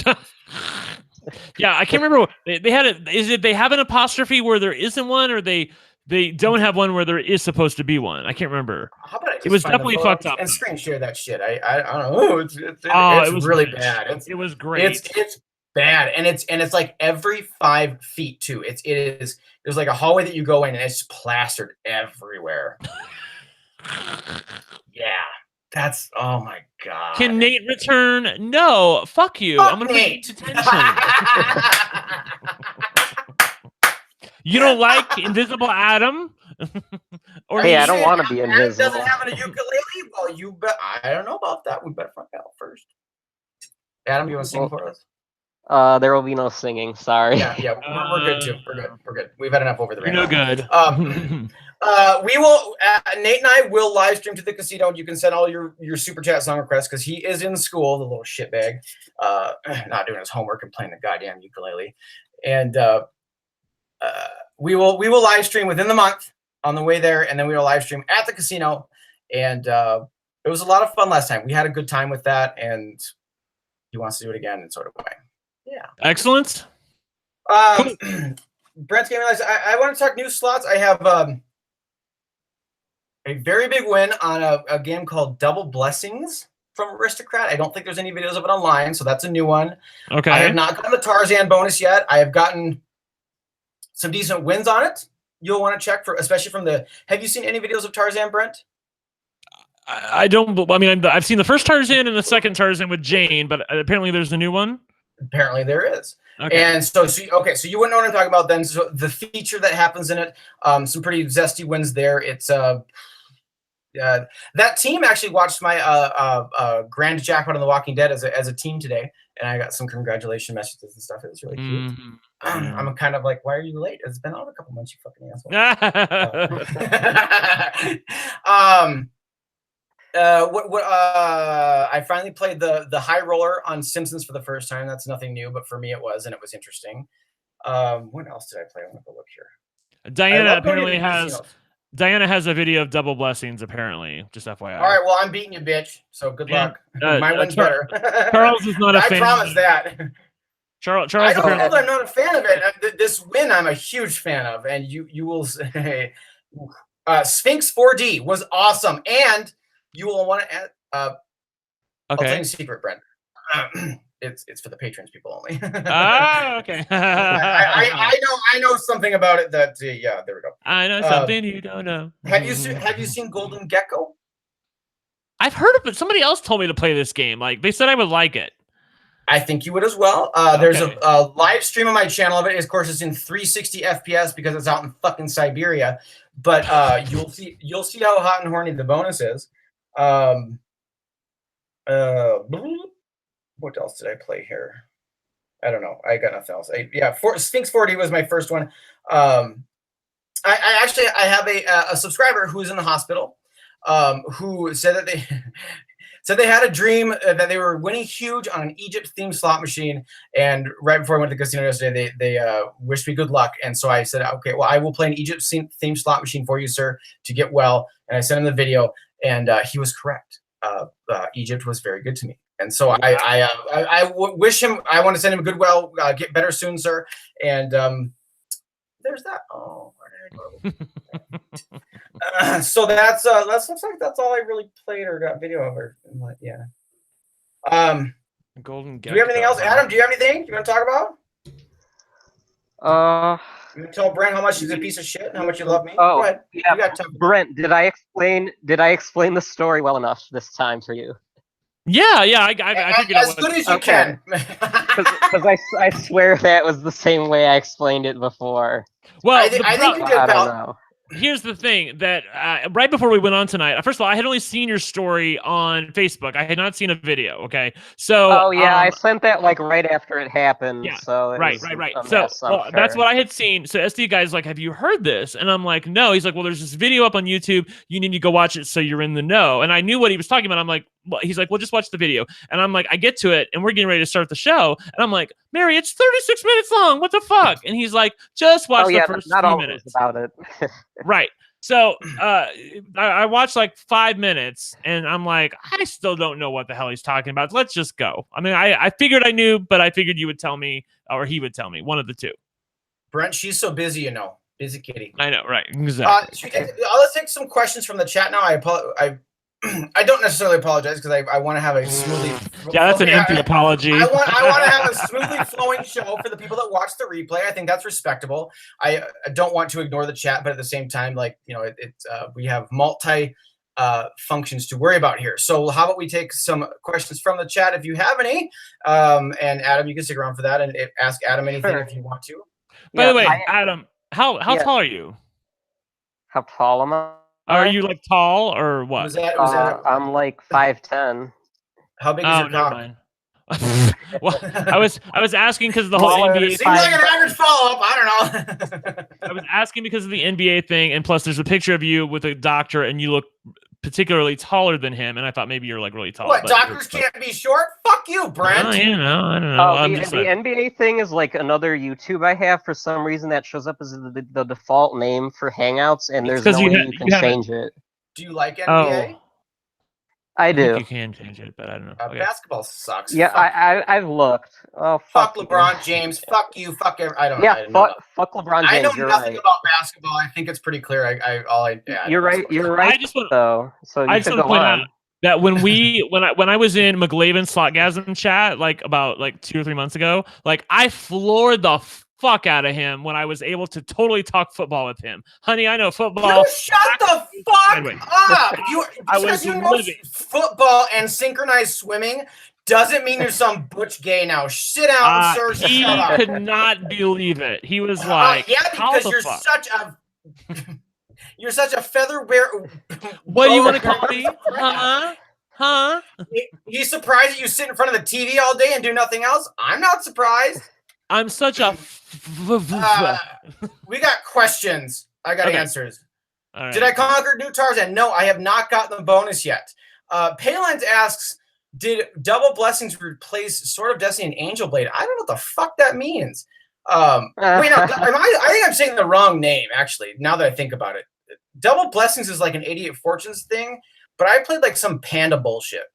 An Asian-themed slot machine. Who'd have thunk it? But I don't know what replacing Angel Blade and Sword of Destiny. I don't know what the I hell think he that means like, is it in the same cabinet? I'm guessing that's what he means. No. Like when they replaced it's from Aristocrat. I have some Panda Bear game. I think it's called Double Blessings, but now it's called Double Happiness is what it's called because I made a penis Double joke. Happiness. Yeah, I apologize, Dana. Go and drop your shitty video anyways. Okay. All right. Double Happiness is old. I think that's on like the app, right? Yeah, this is a new game, bitch. I got this. It's double happiness. It's got a bear in it. It's got 64 times wins, and I got all 64 of them. It's hot, it's horny, it's super fantastic, and it's less lines. It's there. Is it a new game, guys, in the chat? This is a new game. Nothing's on it online. I checked, bitch. It's a new game. I'll put it on the Patreon first, by the way, just to give the Patreon people a few days head start. But if you want to join my Patreon, it's a real good deal, is what I'm hearing. You'll get your money back tenfold just by learning about Advantage Play. Isn't that right, Adam? Haven't you paid for like 2 years worth of it already? Yes, everyone needs to sign up for the Patreon immediately. Since it's the start Brent of the month. Brent was a naysayer too until he went and cashed out, turned $5 into 60, and I was like, I have to tell you, Adam, like the first time this is back like a year ago when I did Ocean's Magic for the first time, because SDGuy was like, Brent, you have to do this. You have to. And I didn't understand for the longest time. I thought the Ocean's Magic symbol was the wild symbol. I didn't understand. So I finally got to it. And I was like, and I took the video, and this is back when it was a secret. And I took the video, and honey, it still kind of is. Let's pretend it's a secret though, because otherwise I have nothing. I turned like $20 into like 140 or something. I got 2 mega hits, and I showed him the video, and he's like, "You're not gonna put that up on YouTube, are you?" He's like, "I don't want to put that on that." Well, first, I didn't even have to say that because your record and everything.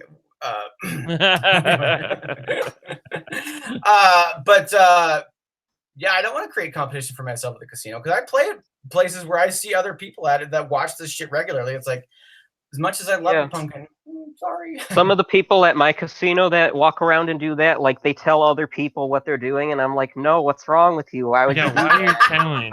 Yeah, I'm like, you know what? Because I want to make videos about it and want to explain things and help people be better gamblers and everything. But then they just come over and talk shit, and the videos that I've done of it so far perform terribly. So I'm like, well, fuck you all then. So I put them on Patreon, and that's the only place I'm putting them now because people are assholes. I'm pouty and pissed off.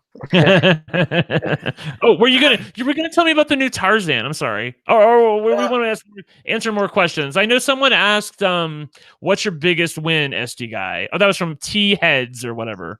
T Heads. Well, my biggest win is approximately 17,000 on Locket Link Grand coming soon. Yeah, he won. Yeah, SDGuy won the Grand on Locket Link, and that is amazing. Horny. Yes, your reaction is everything. I have seen it. Have you seen it? Is my reaction good? Yeah, it's great. You're like, oh my god, how did this happen? Oh. I did not say those words. That was a little ridiculous. That was me. That was my Brent interpretation. How did this happen to me? There is a God. By the way, Adam, you are based near me, right? Like we could meet. Yes, we have to. I'm in Cleveland, so we'll meet up somewhere. Okay, I only didn't take I thought you were in drinks from a Columbus. sealed container, Adam. Sealed container drinks only when hanging out with Brent. That is good advice. Thank you. And I would also like to say that my channel finally got monetized today after like So Yay! all the people who have been waiting, it's gonna happen for you eventually. Because I thought it was never going to, Oh, and I was gonna say maybe Doc Fam finally got theirs going, but maybe that's wishful thinking. Yeah, she would have told me. I'm thinking. I asked her about it, and she said not yet. So Yeah, hopefully Adam, tomorrow. I told SDGuy right before we went live that you got monetized because he thought you were a different Adam, but I'm like, no, it's the same Adam. That's Adam's slot channel. So yeah. Well, congratulations, sir. Welcome to the world of getting wrapped up. Welcome to the world of getting wrapped up in slot videos, because like YouTube starts throwing money at you, and then it's just a spiral of like. Anyways, I was monetized before, and the whole 1,000 subscriber thing, I didn't have that at the time, so I lost the monetization at the start of the new year, and it's to get it back, even though I applied again like 5 or 6 months ago. So it's just frustrating. Very frustrating. Will you tell Brent the importance of staying monetized? Brent, are you in danger of losing monetization by not uploading videos, you fucking asshole? Somebody asked me in the chat, when am I going to upload the Megavault video? I'm going to upload it this week. It's two things are obviously happening. Number one, I'm very busy with Big Brother and covering that. And number two, I've been a little discouraged with YouTube because they cracked down on, like, it appears that they've done something where our viewership is not as what it used to be. And I don't want to upload a fabulous jackpot video and get 1,000 views for it in the first day. So yeah, maybe you guys don't know this, and I'm still not in the know. Maybe some of the bigger channels have an idea of what's going on, and if so, kudos to them. But YouTube slot machine channels are being suppressed. It may have been because of like the thing that got the 2 channels shut down or whatever. Like that, it may be something to do with that. I don't know if we're like a gray area within YouTube, and so they're like, because you're a gray area, we're going to make it more difficult for people to see your videos and to reach them. And it's more of a YouTuber thing. Like if you don't upload videos, you'll never understand it how important that is for survival and everything. But it is a big deal, and I guess I'm still hanging on there and just trying to make it all work. But I can't say that Brent is wrong for being discouraged, because my videos are just not getting seen. They're just not getting seen by people out there. Sorry, Adam, you're talking. I can't hear you. Yeah, I heard somebody else mention, I don't know if it's true or not, but if you're not monetized, that has something to do with your videos not showing up on the sidebar and the related videos as much or at all. I mean, because it makes sense, because I have videos that I saved to upload for when I finally got remonetized. As you should. Yeah, I told Vegan Slaw Girl to hold on to her good shit until she was monetized. It makes sense, because if YouTube is not showing ads on your video and therefore making money off of your video, they have no incentive to suggest your videos to other people. They're going to suggest someone else's video who has ads running on it, so they make more money. From a business standpoint, it makes sense that they would do that. I don't blame I have to say that Easy Life makes a good point where he's like, all these slot channels getting monetized, because Adam's not the only one. I've seen a bunch of other people get monetized. It makes no sense if they are intentionally suppressing us. But Joe, I have to tell you though that it's clear as day that something's happening, and it basically happened overnight where I would upload a video and, on average, after 48 hours, it would have 10,000 views. I mean, give or take, sometimes 8, sometimes 9, sometimes 12, but in that area. Okay. Yeah. Then about a month and a half ago, maybe a little less, it started happening where you upload a video and it would be 4,000 views or 5,000 views. And it was evident. And if you even look at the subscriber, non-subscriber numbers, it looks like people who are not subscribed to me are not being told, or like there's a bunch of people that used to watch my videos who are not subscribers, and now it's just not there. So obviously something's happening. The evidence is in the stats. It's really bizarre to look at a video's performance and see this double hump that you would never see previously. Right? You never saw this double hump shit. But all my videos have these double humps, and I don't know what the hell that means. And I did well in stats in college. I have a college degree. Can you believe that? Brent can't. I mean, to pour over these numbers and look at this shit, it's really odd. It's like the algorithm has changed, but I haven't heard anything on a wider level, so I feel it's mostly slot machine related, but I have no idea. Right, that double hump thing happens to a couple of my videos. In fact, one of the last videos I uploaded was that Walking Dead one, and it goes Double like humps? Yep. this, and then a video after 48 hours, the video is generally supposed to go down, and then after a couple of days, it does go down, but then like a week later, it goes back up out of nowhere. Yep. How did that happen? Time and time again, I look at videos performance, and that happens.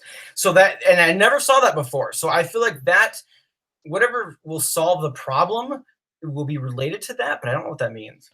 Well, it's been really shitty for me because how like I have a shitload of great videos, but I've been holding them back because you're lazy as fuck. I got you. Well, but that's part of it. That is part of it. By the way, somebody asked in the chat.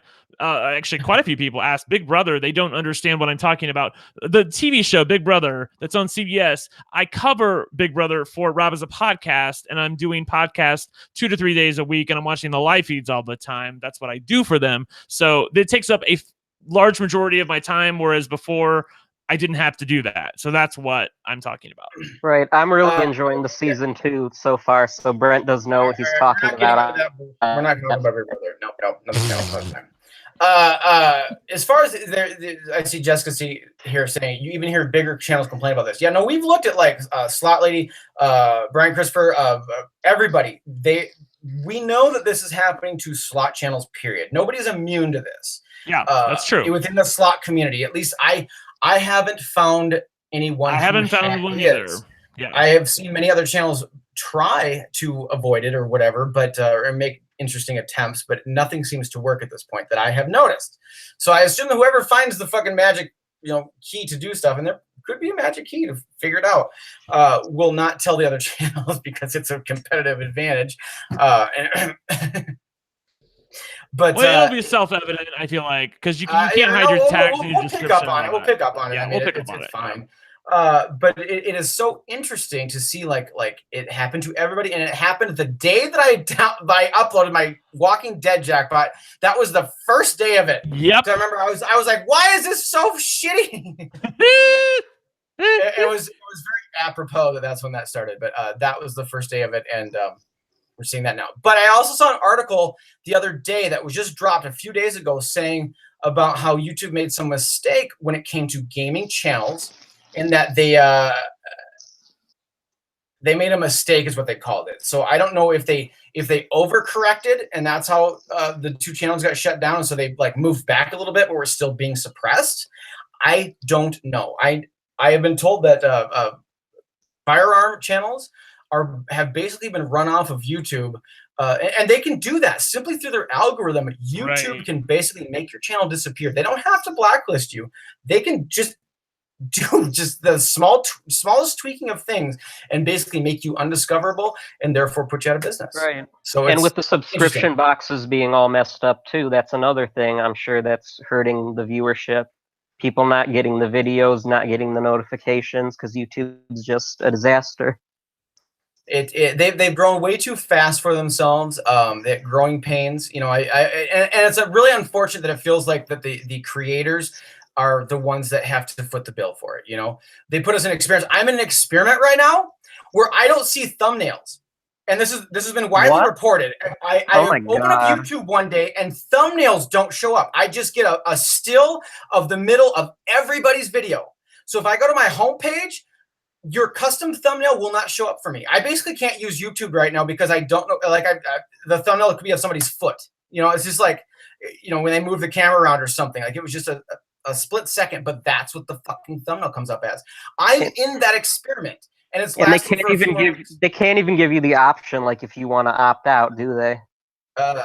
No, they have not. They didn't even tell me about it until enough people made an outcry that Philip DeFranco did a news story on it. I'm like, oh, thank God. I thought I fucked something up on my end. I was kind of freaking out because you actually do not realize how much it makes your job more difficult when thumbnails don't show up. It's part of my process of uploading videos and stuff. It's just part of what tells me that the video is done and ready to be dropped. And now I don't see them anymore. So I don't know which videos are done. It's annoying as fuck. It is annoying as fuck. So I'm ready for that experiment to be over. But it really kind of concerns me though, as what they're trying to figure out by doing that experiment. That is what concerns me. I can't tell you. Yeah. What they're up to, I don't know, but it's gonna be fucking shitty. Anyways, do you have any more? Do you see more questions over there, Brenty boy? No, a lot of people are saying that they did not get a notification for this live stream. So all you gotta do is ring the bell. We all have it might be because I technically dropped 3 videos today, and I'm told that you can only get 3 notifications per day. And so if I gave you 1 notification, then you got the second one, and then for the 3rd video, it actually kind of makes sense then that you wouldn't get a notification for this. So I'm not really surprised. So I might have to go down to 1 video a day because I see that as being a problem in the future. Okay. I'm pretty sure the 3 videos is a thing because I did a live stream once and I had to keep ending and restarting it. And when I got to the 3rd one, nobody got any notifications and nobody was watching. Yeah, I will have to adjust things and see what I think about that. But I should look because yeah, I didn't get a notification for this either, and I'm a part of it. Hello. Oh well. I am so sorry, sir. We will have that notification right. Well, no, I mean, I have your bell pressed. It should notify me that you went live, and it did not. So that's bizarre. PJ actually, said. Go ahead. I was gonna say PJ said in the chat. I unrung Brent's bell mostly because I can be a dick and tell him that I did that. But I actually want to see when Brent uploads if it notifies me because I'm kind of surprised about how many notifications I get for channels I'm not even subscribed to. And then not get one for somebody who I have their bell rung for. I learning this how YouTube operates is very interesting. But that's strange because I don't get notifications for channels I'm not subscribed to. I've never seen that. Yeah, there's a couple of people that and it irritates me. It irritates me until somebody who hates my channel gets notified that I uploaded something, and then I love it because it's fucking hilarious. Right, exactly. No, what I was saying was PJ said that YouTube has a monopoly and there needs to be another company to challenge them that would spur competition and they would behave better and be more transparent with us. Yep. But you would think, I mean, honestly, I can't believe there isn't another YouTube. Their Instagram is coming out with IGTV and then Facebook video as well. But I mean, it'll be a year or 2 at least. It takes time. Yeah. Until then, the golden goose at YouTube exists and we can all fucking... They pay us so shitty, it's ridiculous. That once that happens, actually will be nice because then, I feel like Patreon won't need to be a fucking thing anymore. It's ridiculous that you have to put a Patreon on to run your channel or whatever. It's like YouTube should just pay you right the first time. Why isn't there a YouTube union for creators? Is what I was thinking. I was like, they would really hate that. Yeah, my channel's getting shut down. Easy. How do I play that joke that you did? $2 super chat from Happy Fun Casino Time. Lately, a few of the UR video. I don't know what that means. UR videos show up as unavailable. Your videos, you dummy. Oh, your. Well, I don't know why they capitalized it. Sorry, I was like. I was the one that sent Easy a bag of dicks. I don't know, but I think that was really funny, and I loved his video about it. If you haven't seen that, Easy, you should post it to your main channel because it was fucking hilarious. I want to say. Happy Fun Casino Time. I love that fucking name, by the way. But I drink, and so therefore I upload videos. And today's video had 2 videos that were identical in each one of the videos, which I found annoying. When you do this, these videos just run together. It is so just ridiculous at how much keeping everything straight and everything. And I of course fucked up as I do. And the same video was in 2 videos. So I never mean to do that. It just happened to be that way. And I found that especially annoying on my part. So I shut down the second video. Then I dropped the 3rd video for the day, which I made as the second video. And then us going live right now would be the 4th video. And that's why you didn't get a notification. Oh, okay. That makes more sense. I actually wonder if posting to your community wall counts as another one as well. That's why I've kind of been voting and posting to my community wall now, because I'm like, well, if I go live later in the day, I don't want the community posting to be my 3rd thing that people get notified about and then miss my live stream. But I have been at least scheduling the live streams. I try to do an hour beforehand. When I'm an hour away from the casino, I know that I can stick to that schedule and go live at that time. I didn't realize how much scheduling was important to you viewing. And so I apologize for that. I thought going spontaneous was just kind of my thing. I like being spontaneous because you never know what you're going to get. And but I guess you guys like a schedule and that sort of shit. So I have been holding myself to a schedule, which is something I also don't like to do, but I've been doing it for you. Oh, such a generous bastard I am. Cool. Brent, are you looking at dicks? I'm looking at the chat because a couple people. By the way, if you guys say something shitty in the chat, we're not gonna put you in detention. We're gonna ban you. So be careful of some of the shit. Said something shitty? Ban them anyway. I'm not gonna repeat it. They don't need a warning. Ban the fuck out of them. We did. Somebody beat me to it. Girls here with nice tits, says Arda. Yeah, Brent, can't you see him? Now, Brent, that was a nice, fun, playful comment. Hey, I'm totally with you on that. Yes. All right, good. I don't want to right here. I don't want you please. Do we have any other questions, comments? I don't think so. I think we covered pretty much everything. Try and think of anything. Frenchy boy, do you have any stories? I am planning on going to Vegas for G2E. Just a FYI to everybody out there, if you are planning. Are you going to show up at least? You piece of shit. What do you mean? Last time G2E, you didn't even go. Well, you got sidetracked by CT Slaughters to go drink. I will, because it's been a year. The thing that I didn't like going back to back was a lot of the games were the same. Like they have so I didn't like it. So I took off a year this past year, and now I'm going to go back again. So I feel like everything will be new, and they better have a new Wizard of Oz slot machine, or I'm going to be pissed. Like they need one. I don't know, dude. I feel like they would have had one in the hop. Like I feel like they've always been good about that. Is even when a new one is on the floor, they're at least already like inklings of the next one that's coming out. So but at the same time, I find it hard to believe that they would give that license up. Like I agree. It's such a moneymaker. Why don't they make one? They're making Buffy the Vampire Slayer. They're making Wizard of Oz. What are you first of all, that's every whose other licenses include Penn and Teller. Oh, well, so whatever. But I'm just saying it's a license. Oz is not quite the D-list license here, but sorry, Penn and Teller, if you're watching. Paylines, it says $5 super chat. Great live chat, guys. Thank you. And M Greenleaf, who, by the way, M Greenleaf thought that when I said Big Brother, she thought I was going like be a Big Brother, like Big Brothers of America, like Big Brothers and Big Sisters. That requires volunteer. He can't even get a job. You think he's going to volunteer somewhere? I know, right? Fuck no. She's like, I thought you were volunteering. I'm like, oh my god. She says, she says, oh my god, the day you volunteer, like picking up garbage in a ditch, that was court ordered. That was not volunteer work. Greenleaf says, $2 super chat. Do the other social media places, I guess, pay you like YouTube, Instagram, Facebook? No, not right now, but maybe in the future. They're obviously they need something to incentivize people to post there. Like I wouldn't do this if I didn't get ad revenue or whatever from YouTube. So those that haven't been monetized or whatever, like that would be so fucking discouraging. So I'm sorry that you guys had to go through that, but hold on. Well, Paylines is joking. I guess it's a joke. I don't know. Not joking. That's what they're going to talk about. Good and goddamn well that Bally will make the next Oz game. Well, you know what? They've made a couple things that they haven't fucked up. So I would rather them try to make something rather than it just sit on a shelf.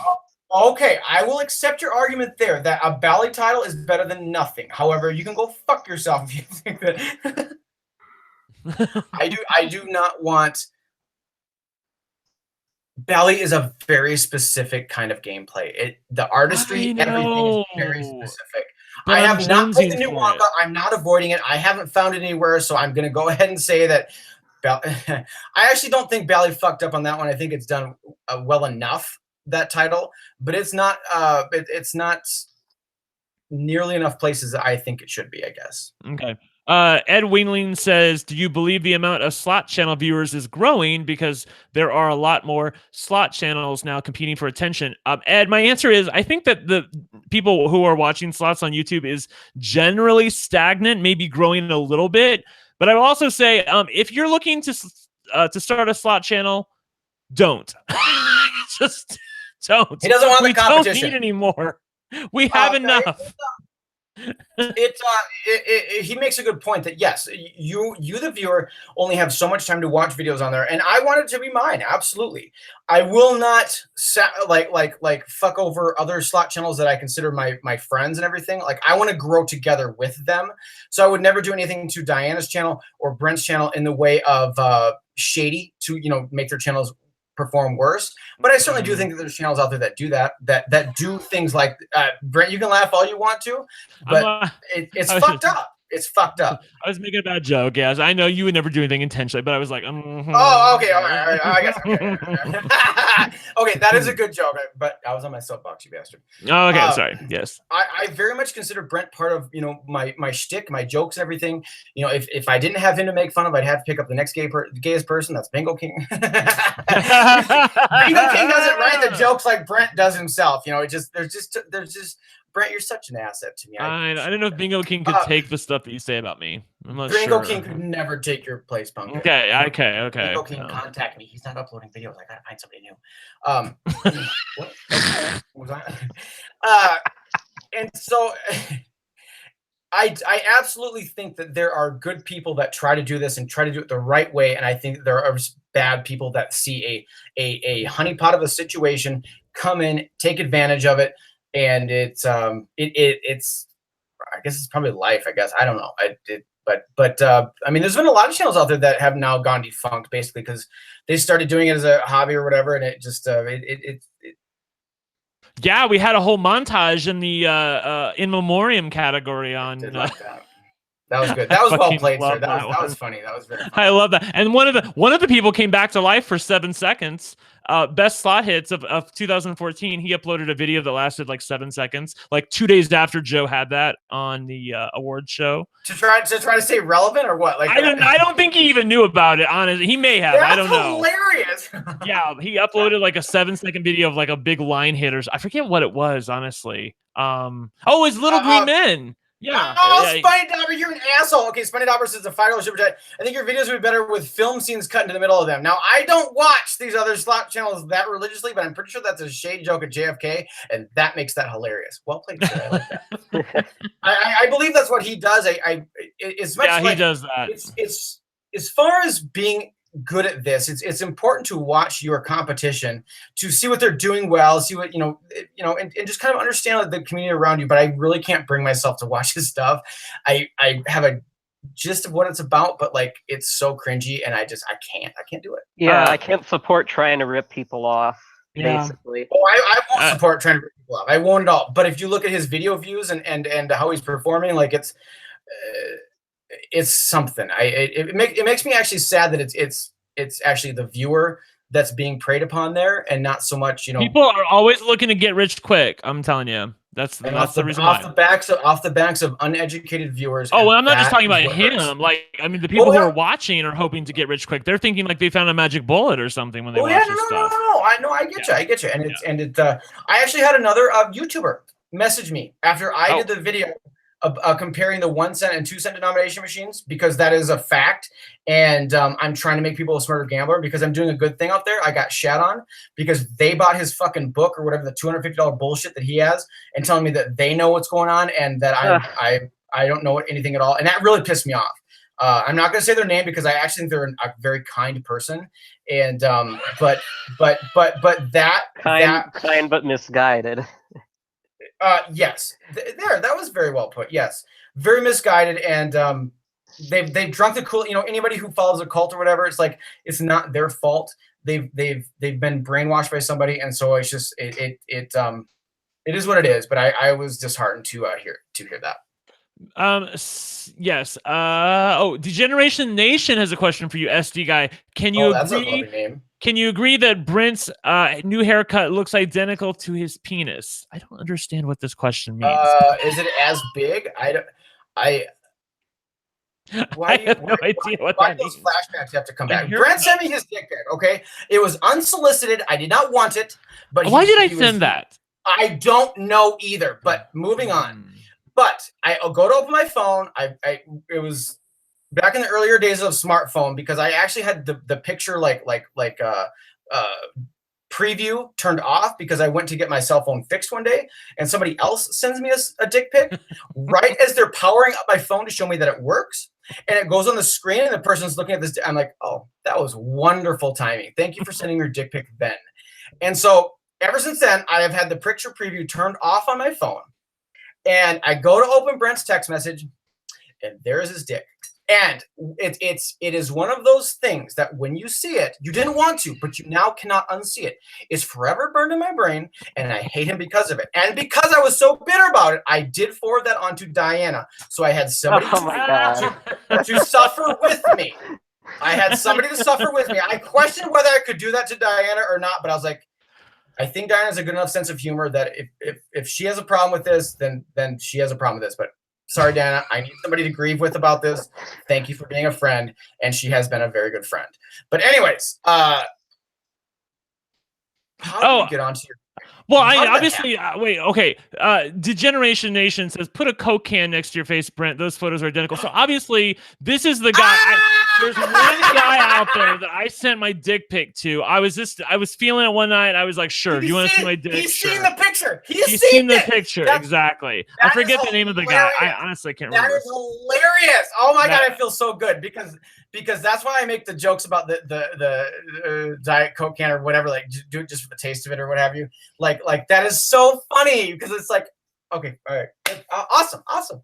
I figured it out. Yeah, that's really funny. That is really funny.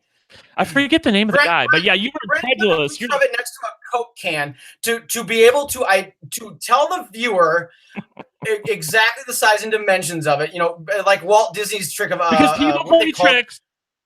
What do they do that when they like stack the like on buildings? They make the windows just a little bit taller to make it look taller. What do they call that?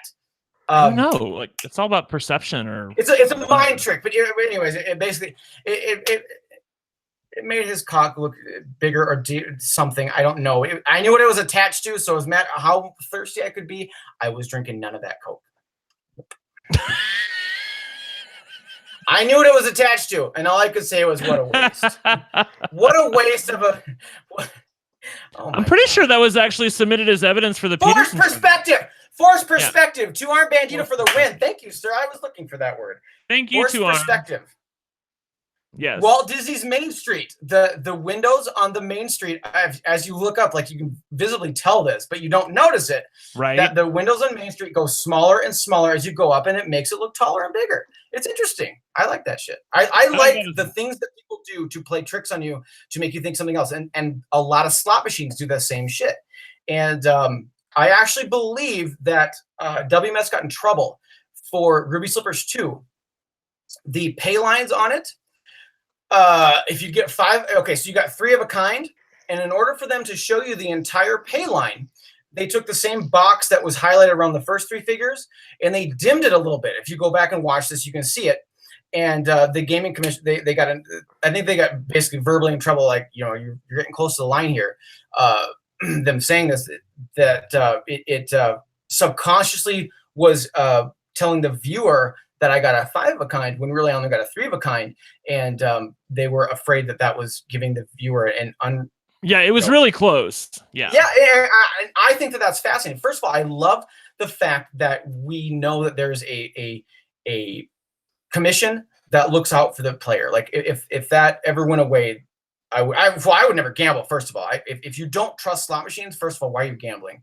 I've had that many times in the past. Right. Like players being like, "This place rips you off," and it's like, well, then why the fuck are you playing here? Oh my God, Mary! As a dealer, that happened. This guy at my table. I mean, like, this not just this guy, but many people at my table. I'd be dealing pike out to them, and they're like, "Man, he's like, I know that they rigged this place. Like, ever since they started using the machine to shuffle, the cards are rigged." I'm like, why are you here then? First of all, I do know that card shufflers can put the cards in certain orders or whatever. Like they can put them rig it from that end. I do know that that's possible. But slot machines are rigged anyway. I mean, that's what that is. But I do know that the payback percentages, you know, matter, first of all, and they can't be fucked with it to go like a 0% or whatever. And it's nice knowing that there is a commission that has our backs on that, you know. But I found that particular thing interesting about the 5 of a kind pays and stuff, and it's $3 super chat from Carrie DeLeo. Love you guys. Always have me tricking it. Well, it's 3, but iPhone takes off a penny for some reason, so I just say 3. And using your player's card can't alter anything. Agree, Linda. People that do that just drive me crazy. I sometimes don't use a player's card only if it's at places that I don't want offers from. I don't. Right. I've had in the past where I've gotten like $10 offers from a casino, and it happened to be on my drive back, and I was like, okay, I'll stop. And then I ended up spending $500, and I'm like, this is bullshit. Fuck this place. I hate playing here. And so I was like, you know what? I'm not using player's card. If I go there in the future, I won't use a player's card. And so, but if you go to a casino on the regular and don't use a player's card because you think it lessens your chances, you are misinformed. I want to call you an idiot, but I won't because I'm nice. But I'll say misinformed.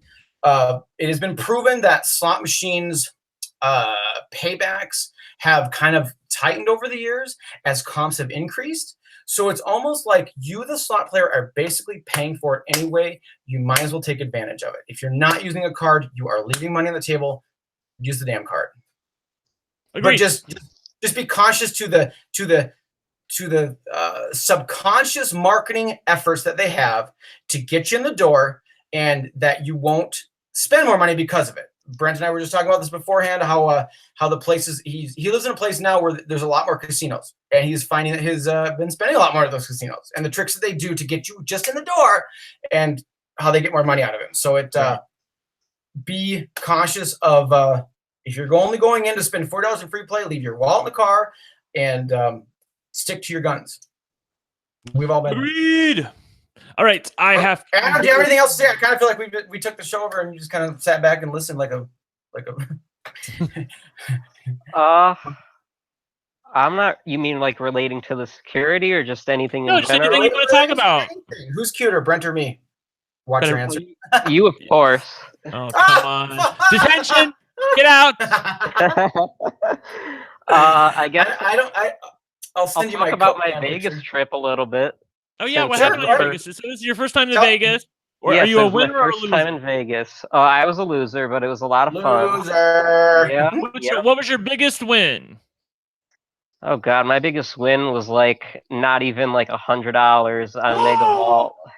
Oh, that just bought me more months of avoiding Vegas. After seeing Penny's live stream, I was like, I'm not going to Vegas. Not that it wasn't a great live stream. I'm not saying that. I actually loved the piss out of it. But I swear, I feel Vegas is so fucking tight. When I go to Prairie's Edge, I actually cannot believe at how much I feel it. But again, that could be subconscious. I don't know. But Vegas, I'm avoiding. I don't like Vegas. I feel like they got to pay for these new stadiums and this bullshit fucking football team they're bringing in now and all this other bullshit. It's like, I don't want your like top paybacks. I see no reason why you would pay anything different. I don't know. Did Cosmo treat you well, or did you just stay playing it with M Life, or what did you do? I went to Cosmo a lot. I thought it was actually like my favorite casino. Like okay. I like the variety of the machines and just they do have a great variety now. The guy that's run that slot floor knows what he's doing, and I've been told that it's actually because he's a player himself. Like he understands why variety matters and things like that. But right, Adam. It's interesting how it's not today compared to what it used to be. Adam, do they still have ruby slippers on the Cosmo floor? Yes, they do. Okay, good. Well, you haven't been there, SD, so you don't know. No, he's made the comment in the past that they are always going to have that machine on the floor. Basically, until WMS says they can't have it anymore. Like, that's always going to be a staple of the Cosmopolitan. Good. Diana told us that. I'm pretty sure you were part of that, because I would not have asked that question, so I'm pretty sure you were part of that answer. That's what I'm saying. Good. Right. But that's thanks to Diana. I did go to Fremont Street for a day, and I don't know if you've been there before, but Brent loves it down there. That's where he feels at home amongst all the freaks. I like the Four Queens, and I thought all the other casinos were horrible. We love the other casinos pretty much bled together. I don't know how you could tell a difference, in my opinion.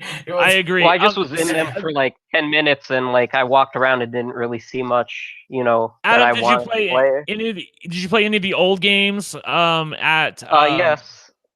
Yeah, Four Queens, yes. Yeah. Why don't you let him talk, Brent? Which ones, Pumpkin? I'm asking. I played the old Monopoly games they have when I was with Manzai. We played. As a gambler, I'm going to need you to be more specific about that. That is not an acceptable answer. Okay. I played Jackpot Station and another one I don't remember the name of. I think it was like just Grand Hotel because it had the giant board on the top. Sure, I love how Brent. Those are the old games. Those are the old games, and they seem like they were like some of the newer ones compared to the Monopoly that I remember. Adam, you make me feel old. Get the hell out of here. So Adam, just to be clear, was it like hotels on the top, or was it the game board? Because there's also Real Estate Tycoon Monopoly.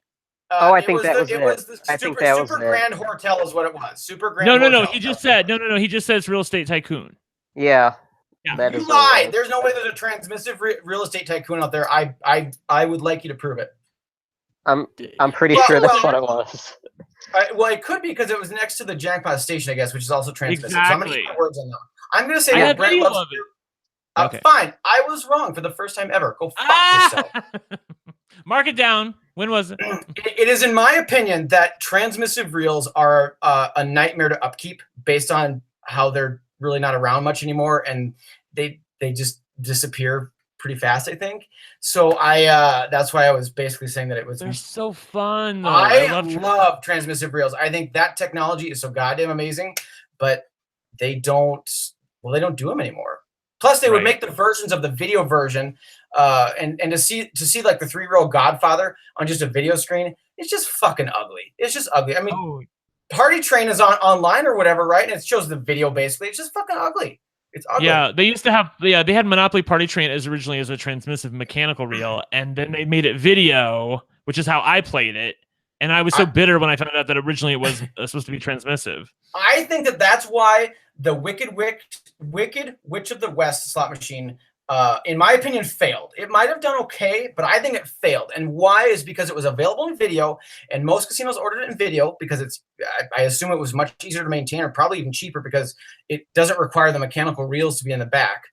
And so, but when you played that game, I played it, I think, at Four Queens, the transmissive version. Oh my God, it was so beautiful. But I never saw it anywhere else. You were there, Brent.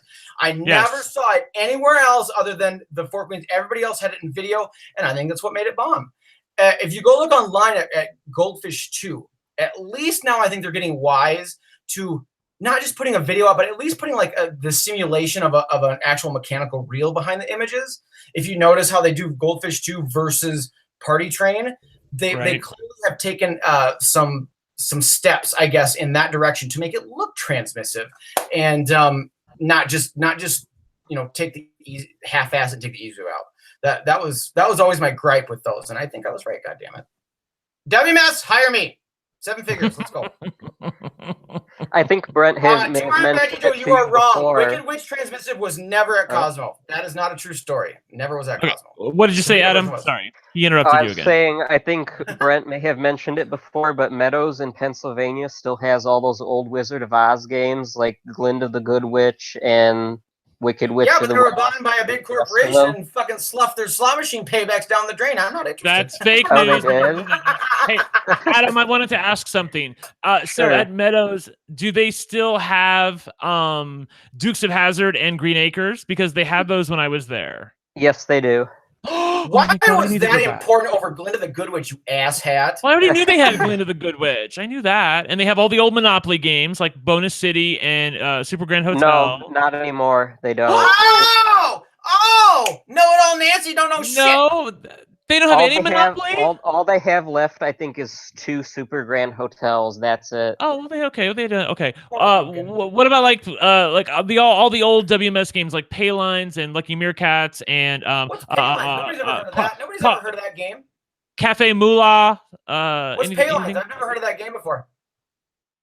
What? Paylines? What is that? I've never heard of that game. You're Paylines. I said Pay Dirt. You said Paylines. Oh, well, whatever. Pay Dirt. Yes, they have Pay Dirt and Meerkats, and I'm pretty sure all the that you mentioned too. I just commented on the big payback just uploaded a video of the McNasties and oh yes, and don't tell me because I want to watch it. Yeah, I saw that. Yeah. I'm just gonna say it's a great game, you fucking asshole. God. Okay. Oh yeah, Slotsky as well. Oh, they have Slotsky. Oh, they have Slotsky? With such anti-Russian sentiment in the U.S., they still have fucking Slotsky? No, apparently the Republicans love Russia now. That's really sad. All right, we don't need to get a political conversation about how you're right on that, but Jesus Christ. Moving on.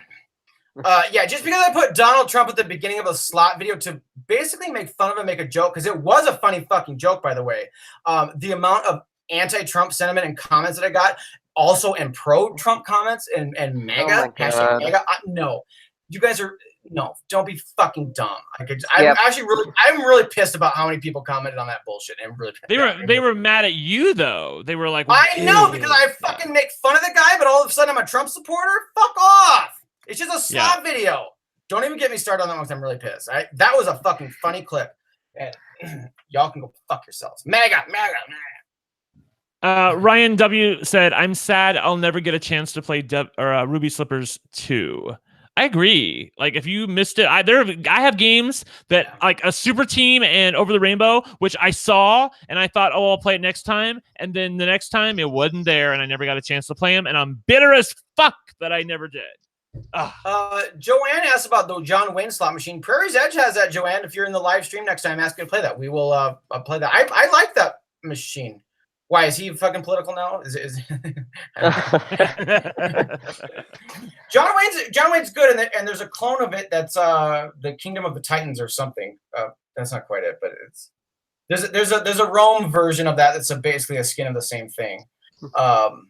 Yeah, SD, you do need to come to the Meadows sometime, because they have all these old games, and like Glinda and Dukes of Hazzard and Monopoly. Well, they sponsored the Big Jackpot to come out there. They sponsor SDGuy to come out there. I will go ahead. Okay. Well, let me mark that on my calendar then. Okay, yeah. What, are you saying I couldn't get a sponsor? Go fuck yourself. I'm sponsorable. What are you talking about? All right, I gotta go. Okay, Adam, thanks for telling your story tonight, and sorry that happened to you. And glad you got congratulations on monetization. Thanks for joining tonight. Please let us know if you ever. Thank you so much. Please let us know if you ever want to join in the future. Oh, I would love to. Thank you for moderating. I would say it was an honor and a privilege to be invited to join, and I'm sorry my video's not working. My laptop's just a piece of shit, I guess. So don't you forget it. Maybe next time I can figure it out, and I would love to join. Maybe we can go on XTube and do a little show together if you're up for it. Oh, sure. Oh, by the way, I have to read this super chat. $2 from Sleepy. SD Guy, you're old and big. Get over yourself. Why didn't you say fat, you fucker? I think they're trying to be politically correct. Yeah, I don't know. I'm over it. If you guys want to join Patreon, there's his Patreon address. Yeah, I gotta plug my shit. If you want SDGuy merch, Zazzle.com/SDGuy1234, link down below. Patreon's where the cool kids hang out, the VIP room. It's only $5 a month, or you can make it more if you wish, but only $5 a month. Learn about advantage play, how you can be a smarter gambler and take advantage of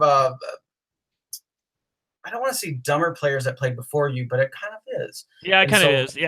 By the way, if you haven't given us a thumbs up, make sure you give us a thumbs up. Thank you, Paylines, for reminding me. Go ahead for that.